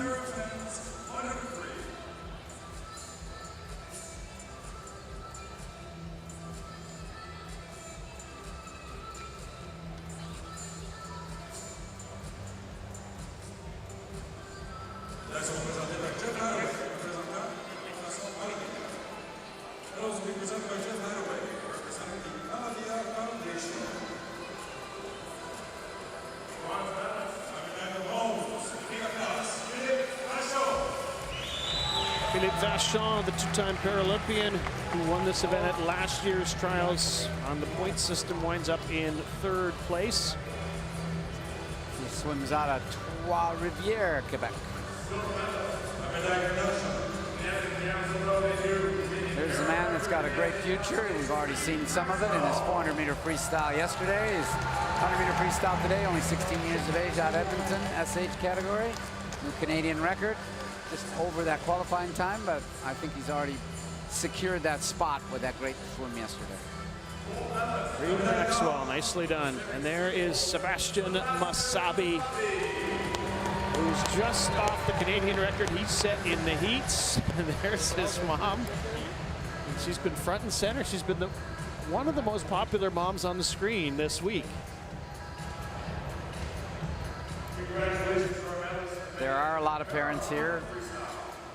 No question. Well, what's interesting here is you have three different athletes representing three of the different classification categories. So all their times are different. The points are different. But it's based on the world rankings points. Classification, of course, is designed to try to create a level playing field for Paralympic swimmers. There are 10 different disability categories on the physical side, S1 through S10. And then there are 3 vision disabilities, S11, 12, and 13, and then 1 intellectual disability, S14.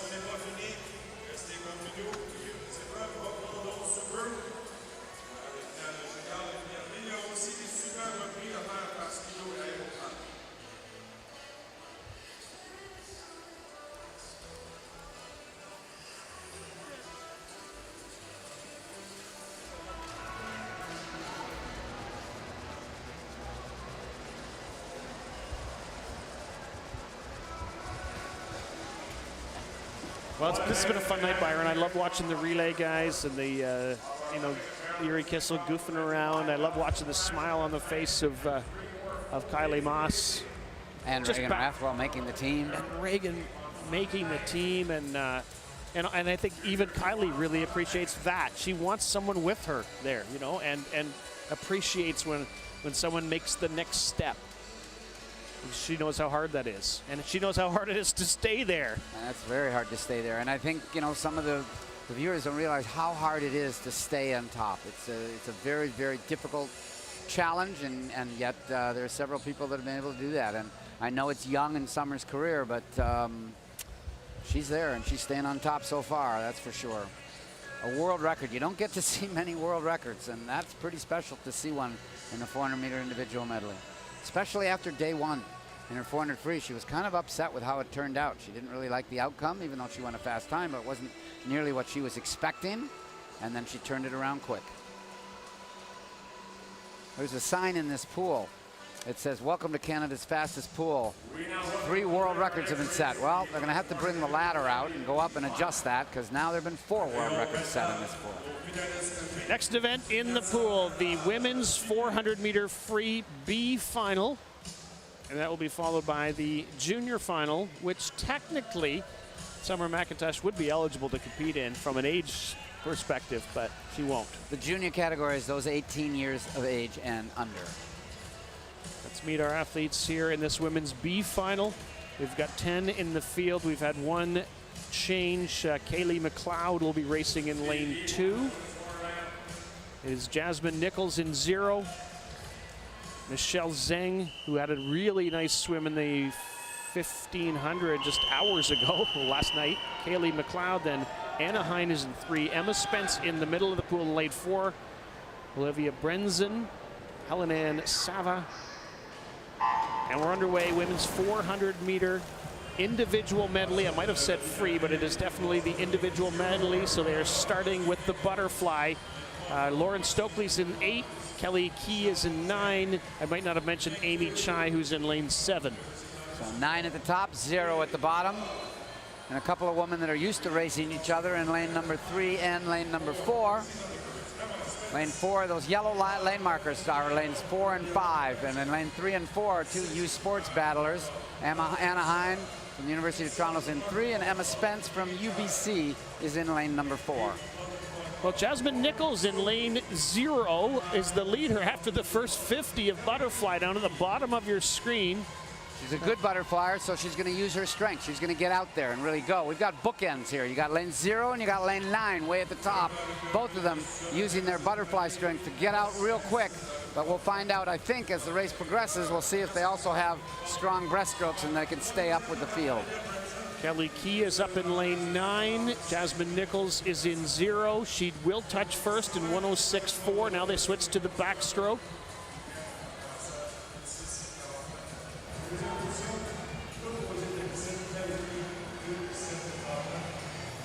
I like these those U Sports battles that you're talking about, Byron. That's exciting.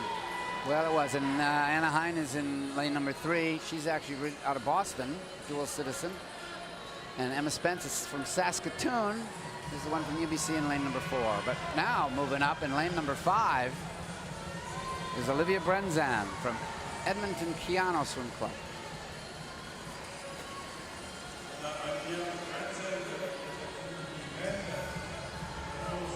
So Brenzan in first place at 150 meters. She's got a good backstroke going.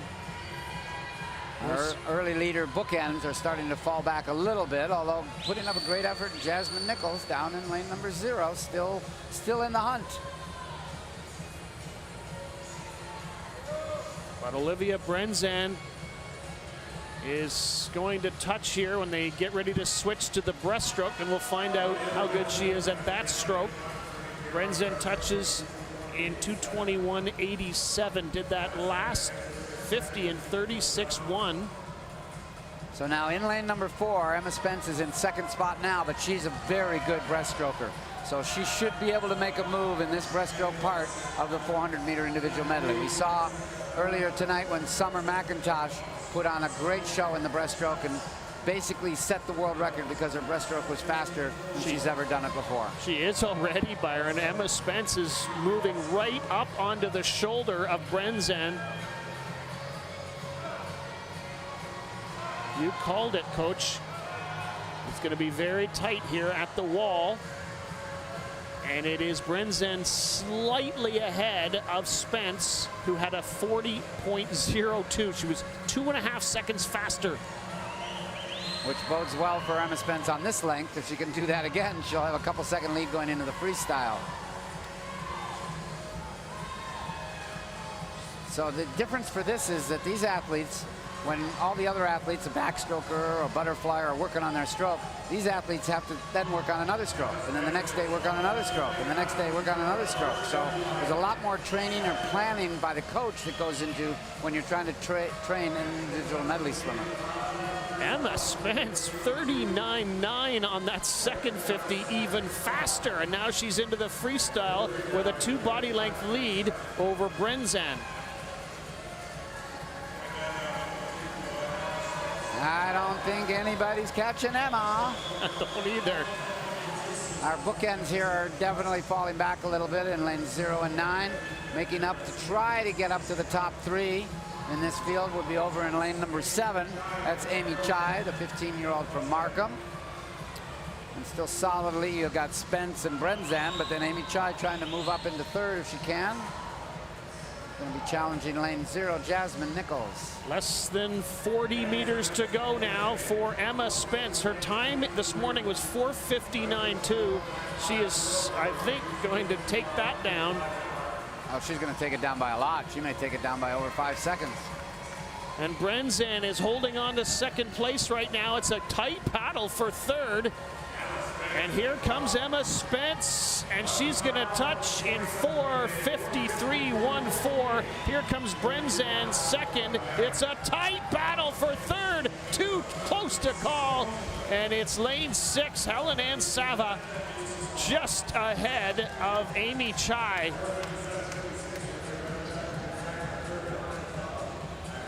So she was 6 seconds faster than she was in the morning swim for Emma Spence.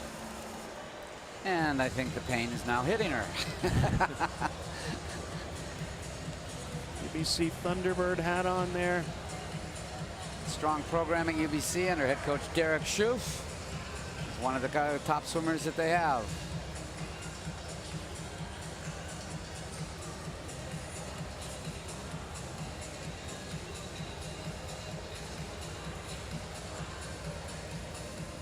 So a couple under 5, the 5-minute barrier. That's good.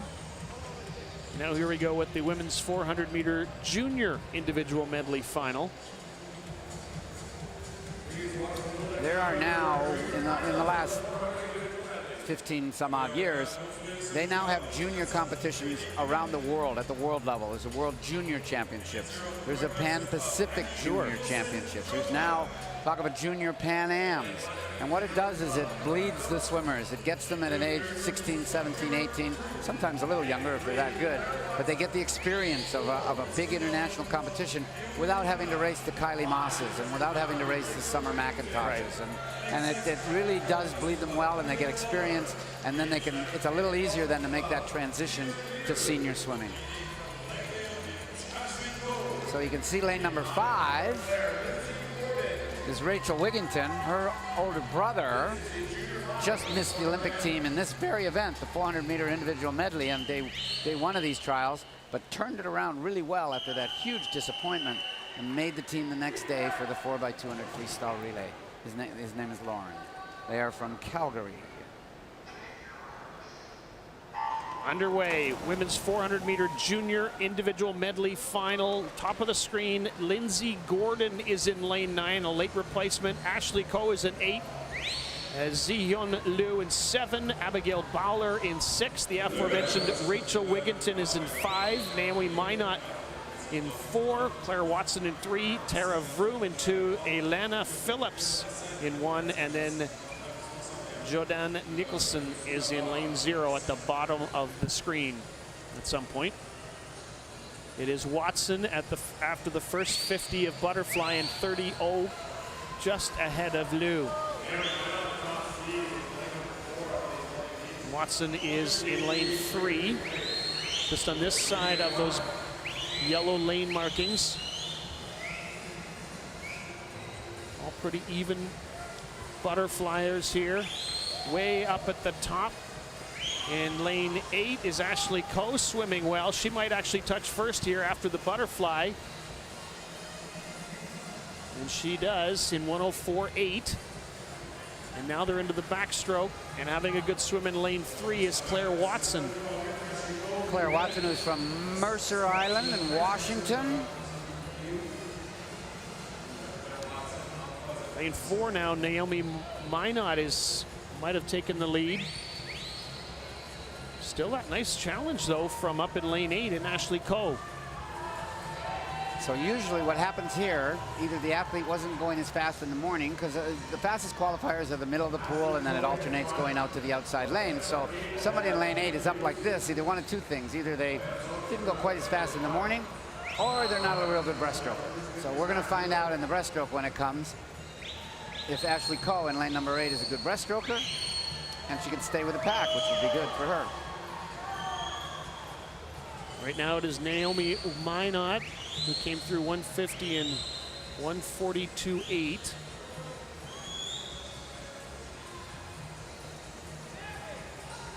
This is the junior 400-meter individual medley final. Look over here in lane 1. That is Elena Phillips. She has wrestled away the lead after a good backstroke, 35.3 on that last 50, and she's into the breaststroke with the lead. Very good breaststroke lead. It's a little dicey on her backstroke to breaststroke turn. You're not allowed to pass 90 degrees when you're on your back before you touch the wall, and she looks like she misjudged it a little and was a little over, but we'll have to see what the judges decide. So Minot in lane number 4, now moving up, trying to get back in the medal position. She's from Tawasin, BC, which is just south of Vancouver, where the ferry lands. Well, Phillips is really going here. Went 41.9 in that last 50-meter of breaststroke. So she's a really good breaststroker after a good backstroke leg. Second place is Naomi Minot. It's really, though, a battle for second, third, and fourth, because right now, Elena Phillips is really flying. She's pulling away from the field on this one, that's for sure.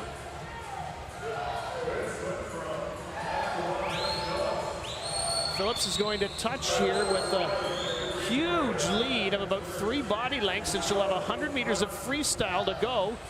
Touches at 300 meters in 3:43.7. And interesting because it's lane 0 in Jordan Nicholson, who's seeing her, and she's keeping pace right now. So we've got lane 0, the lanes 1 and 0 are in first and second place. Which is really interesting. Rarely do you ever see that. Phillips actually trains down in Las Vegas. She's from Alberta, got one of their Youth Improvement Awards. Here comes lane number 3, Claire Watson. Trying to move up and pass lane 0. I think she's accomplished that now, moved in the second spot. Really good swim, though, for Elena Phillips. She wasn't really in the picture early on, but she is very much in the picture now, and I don't know if anybody can challenge, but Watson is giving it a try. She's in second place, but it is Elena Phillips with a great second half who's going to win the junior 400 IM final, just ahead of Watson, who is just ahead of Minot. And the finishing time of 4:53.86.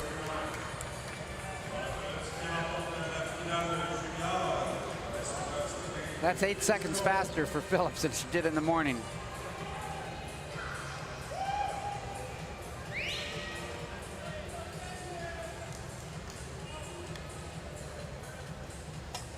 She really set it up nicely. It was nice and controlled in the butterfly, didn't panic when she was behind, and then made a huge move in the backstroke, and then just iced it after that and kept that big lead that she had. Extended it a little bit in the breaststroke, and nobody could catch her in the freestyle. Good swim for Alana Phillips. And they're quickly bringing out the men now for the next event, which is the B final.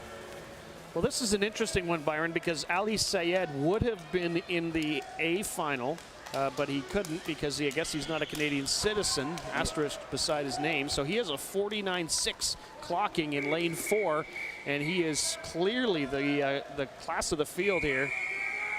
There he is. Deep in thought. Deep in thought before the race. Yes, he lives and trains in Montreal right now, but the rule is that you must be a Canadian citizen eligible to make the team to be in the A final, the one we saw where they picked the relay. So Ali said it had to come and swim in the B final here, but he is a full second faster than, almost a full second faster than most of the other swimmers in this field. And he has taken the lead. Ali Sayed in lane 4. Got a little bit quicker turnover than most of the other athletes, but I think he's got enough power that he'll be able to continue. I've watched this guy develop over the last 2 years. He's a very good swimmer. Not as big and as tall and as powerful as some of the 100-meter freestylers, but he can make himself go through the water pretty quick. 23.3 and the split for Sayed. And who's challenging? On his right is Gouffran, and on his left is Arden. But it is Ali Sayed, and he is really starting to feel a challenge from Gouffran, but it's going to be Sayed in 49.28. And then Gouffran in 49.80. And then just over the 52nd time is Rain Arden. Both those first two guys, Ali Sayed and Hayden Gouffran, those are lifetime best times for those guys. They really rose. They did a great job. Guy who was voted, Jake Gaunt, swims at UBC. He's out of Great Britain.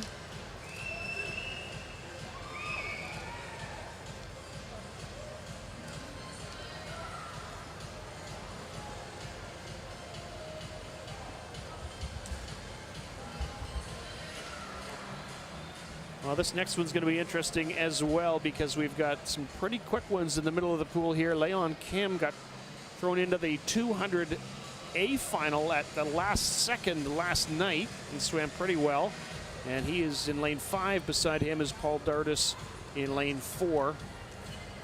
And they are now teammates. Leon Kim was originally from the Vancouver area, but he moved to Calgary this past September and is training there. One of the best young future stars of freestyle for Canada is Kim. He'll have lane number 5, and Paul Dardis will have lane number 4. Well, we've been talking about Ethan Eck a fair bit, but now Owen Eck is in this race. He'll be in lane 6. The younger brother of the 3 ex-siblings who are actually now live in Tallahassee, Florida, that are all here at these trials. There's the bright yellow shirt of the Calgary boys in lane number 4 and 5. Lane number 3 will be Ben Winterborn from Kingston, trains now here at this swim academy in the Pan Am pool.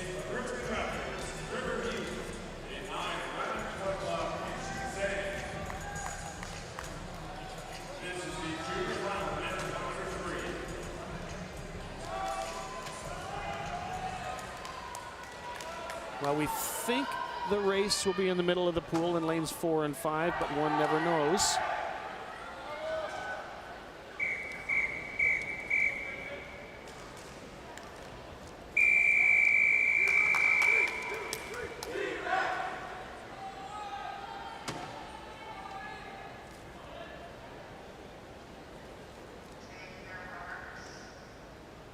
And we're underway with the men's 100-meter freestyle junior final. Keep your eyes on the middle of the pool. Lane 3, Winterborn. 4 is Dardis. 5 is Kim. And 6 is Owen Eck. The secret in the freestyles, you've got to have the power. You've got to be a strong guy. You've got to have lots of power, and you've got to be able to use that power and obviously be able to maintain it for 50 seconds. Get in and around the wall quickly, streamlined, and don't glide to the surface. Pop up to the surface. Pull yourself to the surface, and don't breathe on the first stroke out. And these guys basically were able to commit to doing that. Dardis with a slight lead on Kim. Here comes Leon Kim challenging in lane 5. This is going to be close between the two Calgarians racing to the wall. It's going to be Dardis in 4 in 50.03 ahead of Leon Kim in 50.24. And in third place went Winterborn. Well, and I think he's looking up at the clock, and you know what's going through his mind is, yes, I want to go under 50 seconds, okay, right? He's so close. Did his best time in the prelims, 50.1, and then he goes 50.0 here, and you know, he just shakes his head and said, what can I say? And then one day he's going to crush it. Yeah, that's right, you know, wait, and then all of a sudden goes 49.5. So Paul Dardis is your winner here, the junior final. Just misses that big barrier of 50 seconds, but a lifetime best time. And young Mr. Kim does a good time as well, finishes second. He's only 15 years of age in a final racing 17 and 18-year-olds. Nice job.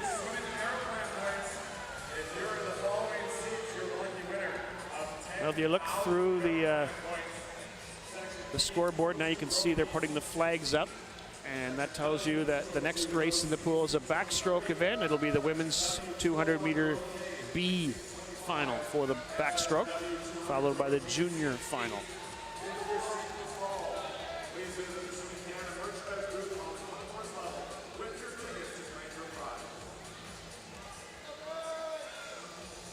Crowd was getting a little excited there. They were doing some giveaways.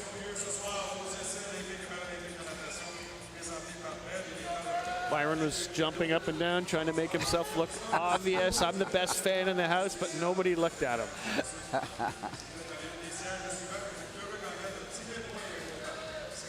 They're actually doing a good job hosting this meet on so many different levels, and there's, you know, they have autograph sessions for some of the top athletes out there. They have some of the sponsors with booths, and it's pretty interactive. It's kind of very exciting for all the young kids that are being brought here to watch the Olympic trials and be part of the atmosphere.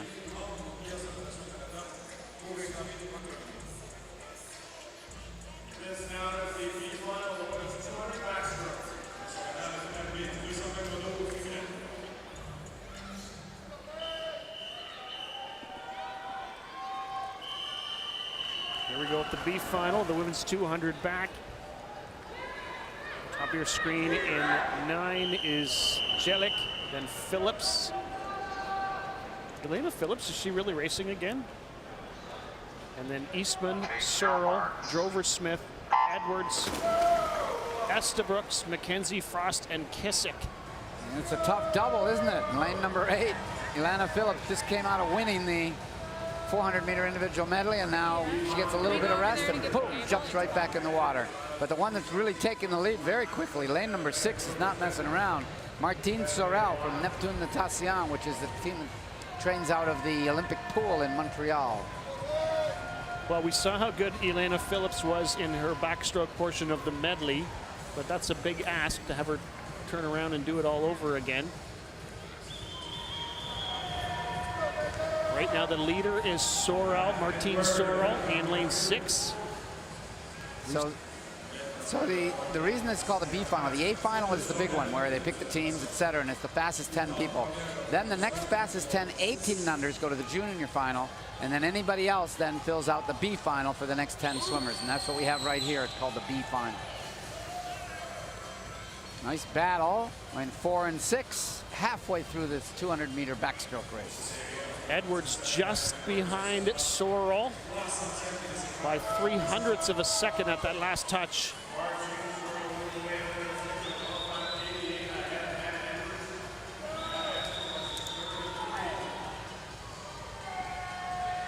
Nice and steady all the way. The advantage of backstroke is you can actually look at the scoreboard and see what your times are. The other athletes can't really do that. There is a scoreboard on the side of the pool where some of the freestylers, if they're really quick and good at it, like Summer McIntosh, she said she's been able to look at it, but she was used to it. She trained in this pool for a couple of years as well. So now the backstrokers are coming back, and there's a giant scoreboard on that wall behind there. You can see, they can look back up there and see where they are. And unlike in the others, if you're a little bit behind, you don't know how far you are behind in backstroke. You can look in freestyle, butterfly, and breaststroke. So it allows the person in second to say, hey, I'm pretty close, I can move up. Hannah Edwards leading in lane 4 nicely, and she is probably going to win this race. Who's going to get second? Right now it looks close. And up in lane 7, was it? In lane 6, it was Sorrell. And it was a time of 2:14.6 for Hannah Edwards, who came on strong in the second half of that race. Third spot right there, you see her in the picture. Megan Drover-Smith, this is the pool that she trains in. She's from Whitby, a suburb in eastern Toronto, on the east side of Toronto. And they do train in this pool very often. I know the people in Whitby, and they're not too happy about you calling them a suburb of Toronto, Byron. Having just emceed the Whitby Sports Hall of Fame dinner a few weeks ago. There you go. I've got some of my alumni live in Whitby, and they love it. That's a great spot. I don't, but it's a good spot.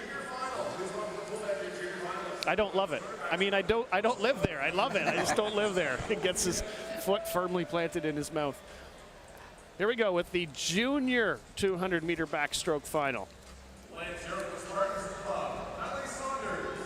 And again, clarifying what I said before is that the top 10, no matter what their age is, go into the A final, vying for teams, etc. So the youngster that's everybody's looking at, Madison Krieger, who's only 15 and finished in a bronze medal in the A final, could obviously be here in the junior final, but they take the fastest no matter the age for the A final. Well, and technically, yeah, okay, so she was third, that's right. She was just outside of the Olympic qualifying time. Qualifying, yeah.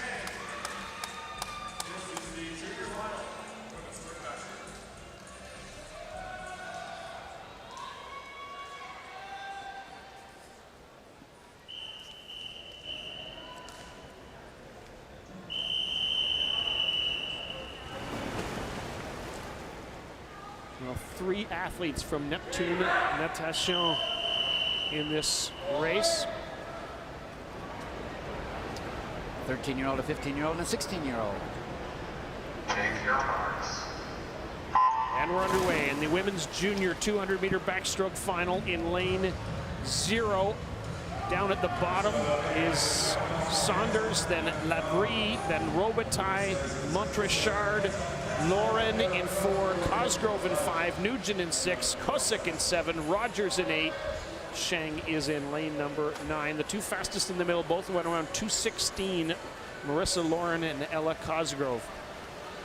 And we mentioned when we saw the 400 IM medals that Mabel Zabros is a twin. Well, the young lady swimming in lane number 7, Milena Kosick, from the University of Calgary Swim Club. Her sister, her twin sister, is also swimming at this trials.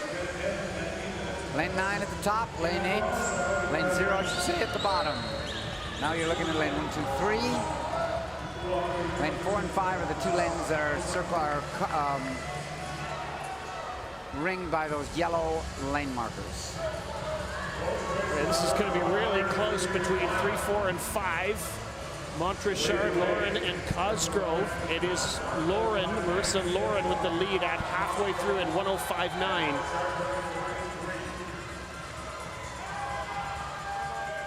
But moving on really well is Montrechard in lane 3. She is keeping with those 2 in the middle lanes. Now making a move in lane 5 was Ella Cosgrove. And they touch here, less than 50 meters to go in this 200-meter junior backstroke final. And it's a dead heat. It was a dead heat there for a second. It is Cosgrove in the lead in lane number 5. One of the things about backstroke, a lot of people will tell you that it's one of the hardest strokes because when your legs give out, they start to sink to the bottom of the pool and become a real big drag. So if they timed it right, they got their legs coming home, then they're going to be able to do it. And it looks like lane 5 has definitely got the powerful kick, and that's going to surge her to the front. But look at lane 3. She's struggling. Her legs are giving out, but she's trying to pull as hard as she can. Cosgrove in the lead, trying to get there. She's going to just reach ahead of Montrechard. And then Lauren in 3rd place. So those 3 lanes, 3, 4, and 5, end up in your podium spots. Cosgrove takes it in 2:14.40.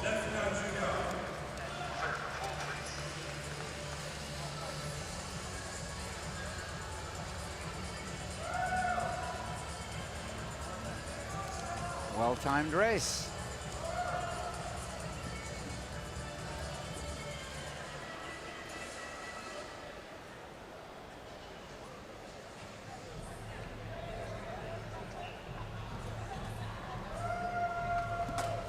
Cosgrove from the Dorval Swim Club, Dorval being a suburb, I think I can say that, of Montreal. I don't know. Chuck McClendrick is involved with that club.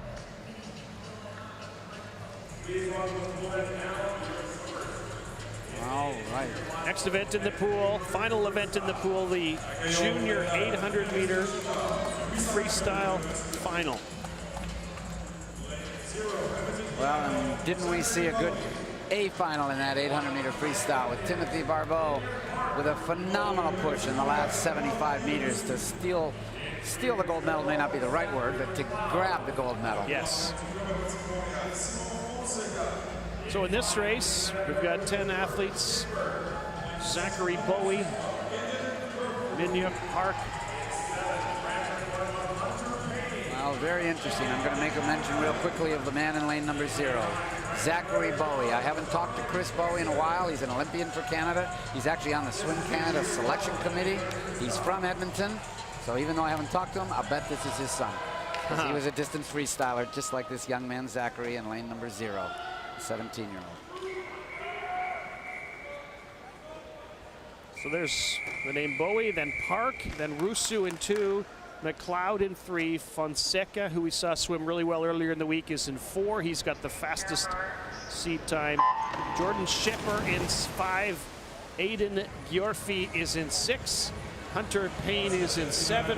Declan Kelly in 8. And Dominic Quichen in lane number 9 up at the top. Well, while we're talking relatives, the gentleman in lane number 6, Aiden Giorfi, his dad was also a top national level swimmer. Eugene was his name. And they now live in Edmonton. So 16 lengths of the pool. They touch for the first time. It is Fonseca with a time of 27.6. We'll see what kind of pace he can keep up here with Shepper right beside him.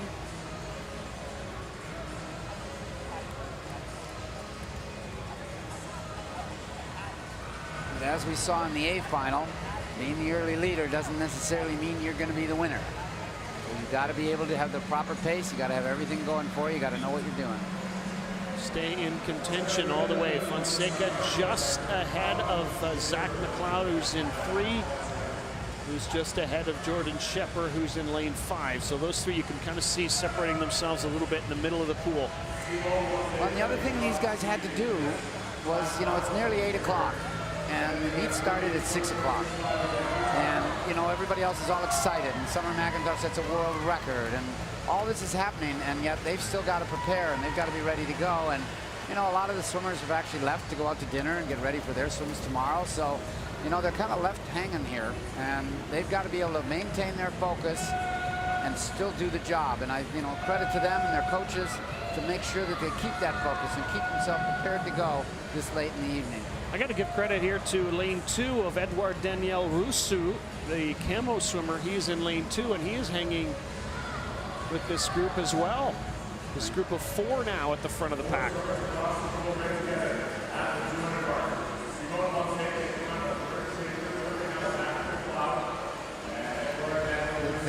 The advantage of lane 2, Rousseau, is that his teammate is in lane 4, so they probably train next to each other day in and day out.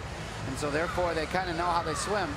Now Russo's best time is 6 seconds slower than his compatriot in lane number 4, Fonseca, but at the same time, he might have had positive vibes in workout. Hey, I've been staying within the workout. I can go, I can challenge, I can be in this race.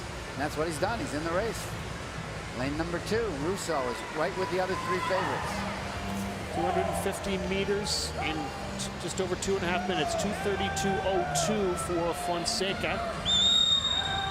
Lane 4, but it's close. It's anybody's race here. McLeod in lane 3 is from the Wind Skills Dolphin team, and Schapper in lane number 5 is from the Nepean Canada team. We saw their swimmer Julie Brassot having a great meet and has already made the Olympic team. Well, she's been really impressive all week, hasn't she? Yes. Several medals.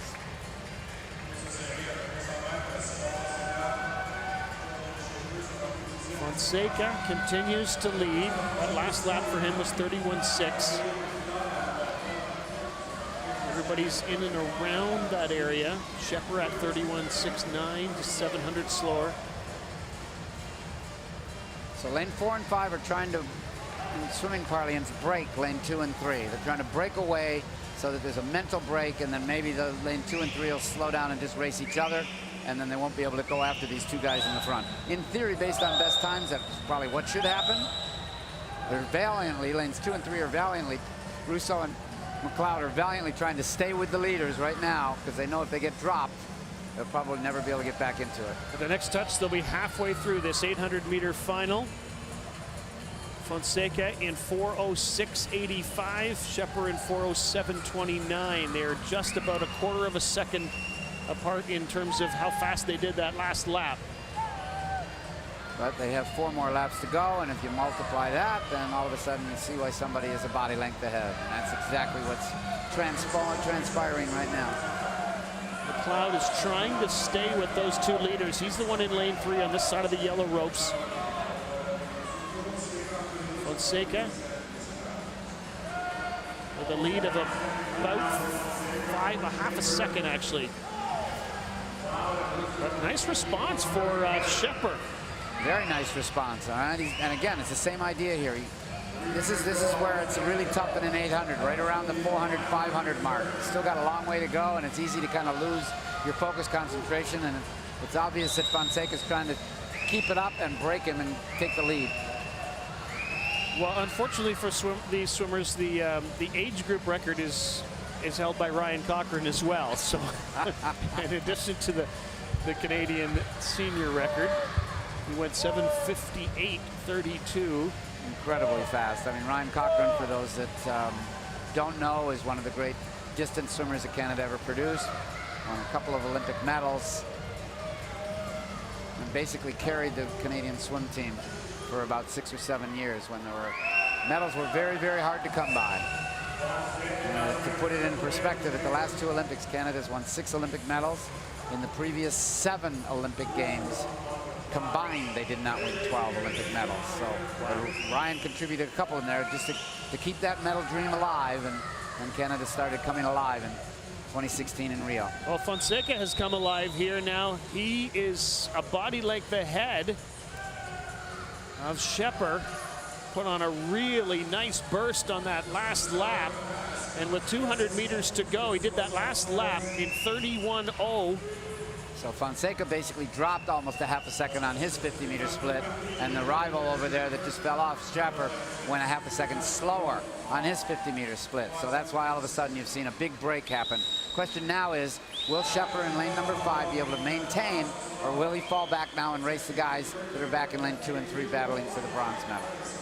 And don't forget about Hunter Payne up there in lane 7. He has got himself in contention here. It's Fonseca who's going to hear the bell the next time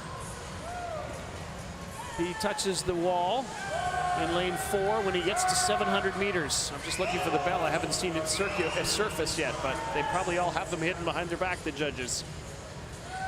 And here they come. And Fonseca has now opened up a really nice lead. He'll touch with less than 100 meters to go. Here's the bell. touches in 7:14.78. He did that last lap in 31.6. He is really cruising, flying. He's basically on track to do his best time by about 4 seconds, which is a really nice swim for young Mr. Simon Fonseca, for sure. I think you were right in lane number 7 over there. Hunter Payne, he's going to pass the guys in 2 and 3 that were battling for third for the entire 700 meters of this race. They may have no idea, Byron. I know, they're racing each other head to head, and they don't see lane 7. They don't see Hunter Payne from the Brantford Aquatic Club. Less than 50 meters to go now for Fonseca. He came in with a seed time of 8:20.65, and he'll try to better that. He is really kicking. He is really going here. In second place, it is Shepper in lane 5, and it is a battle for third place. We'll update you there in a moment. Here comes Fonseca. He's going to touch in 8:16.05. Here comes second place, Shepper. And third place goes to Rusu. What a battle for third that was. So the Camo boys finished 1 and 3. The teammates, the guys that trained together. Club Aquatic Montreal Olympique is what it stands for. So we talked about Mr. Payne, Hunter Payne. He ended up in 5th place. And in between him and the podium was Mr. McLeod. That was Zachary McLeod, who was 4th. So there they are, your top 5, Fonseca and Shepper. And Russo. Russo, yeah.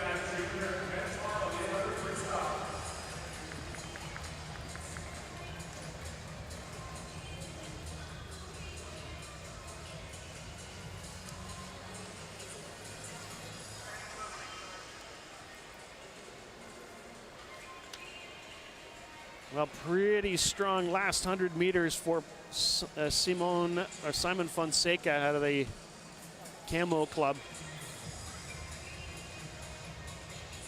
8:16.05 for the young man from Montreal. Betters his seed time by 4 seconds. Really nicely done. Only 16 years of age. Another good night at the pool, Byron. Well, a world record, okay? I mean, the real problem with that is you're starting to take it for granted. Oh, we're going to the pool. Oh, we're going to see a world record. Summer McIntosh is amazing. But you can't take it for granted. It takes so much hard work. You know, her phrase is, I give 100% in every workout because why would I waste 4 hours a day going 50%? So right there, we just saw Kylie Moss. Kylie Moss had another great world-class swim, 4th fastest 200 backstroke in the world. She's back on top. She's back challenging for medals. So a lot of great things to happen. There's Orly Rivard, again, one of the top Paralympic swimmers in the world. She was a highlight as well. Lots of great swimming. World-class swim by Josh Leendo as well. Tonight he wins the men's 100 freestyle. He'll be joined by some quick ones in the relay. On behalf of Byron McDonald and our entire team, hope you enjoyed the show. We'll see you tomorrow. We'll do it all over again starting at 9:25 in the morning. Natation Canada tient à remercier ses partenaires. Swimming Canada would like to thank our partners. Comité olympique canadien, Canadian Olympic Committee, Comité paralympique canadien, Canadian Paralympic Committee, le gouvernement du Québec, the Government of Quebec. Mieux pour tous et toutes les façons dont Bell redonne aux communautés et au sport à travers le Canada. Bell for better and all the ways it gives back to communities and sports across Canada. Murtha Pools, toujours au cœur des sports aquatiques de haute performance. Murtha Pools, always at the heart of high-performance aquatic sports.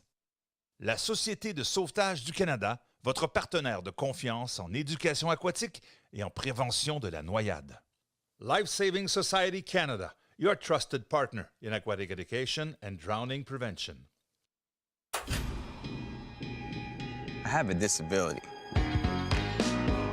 but I'm not fragile. My first big hit was a rush. It made me feel alive in a way only sports can. Because of partners like Vel, I get to feel it on the world stage. And now I get to share that feeling with the next generation.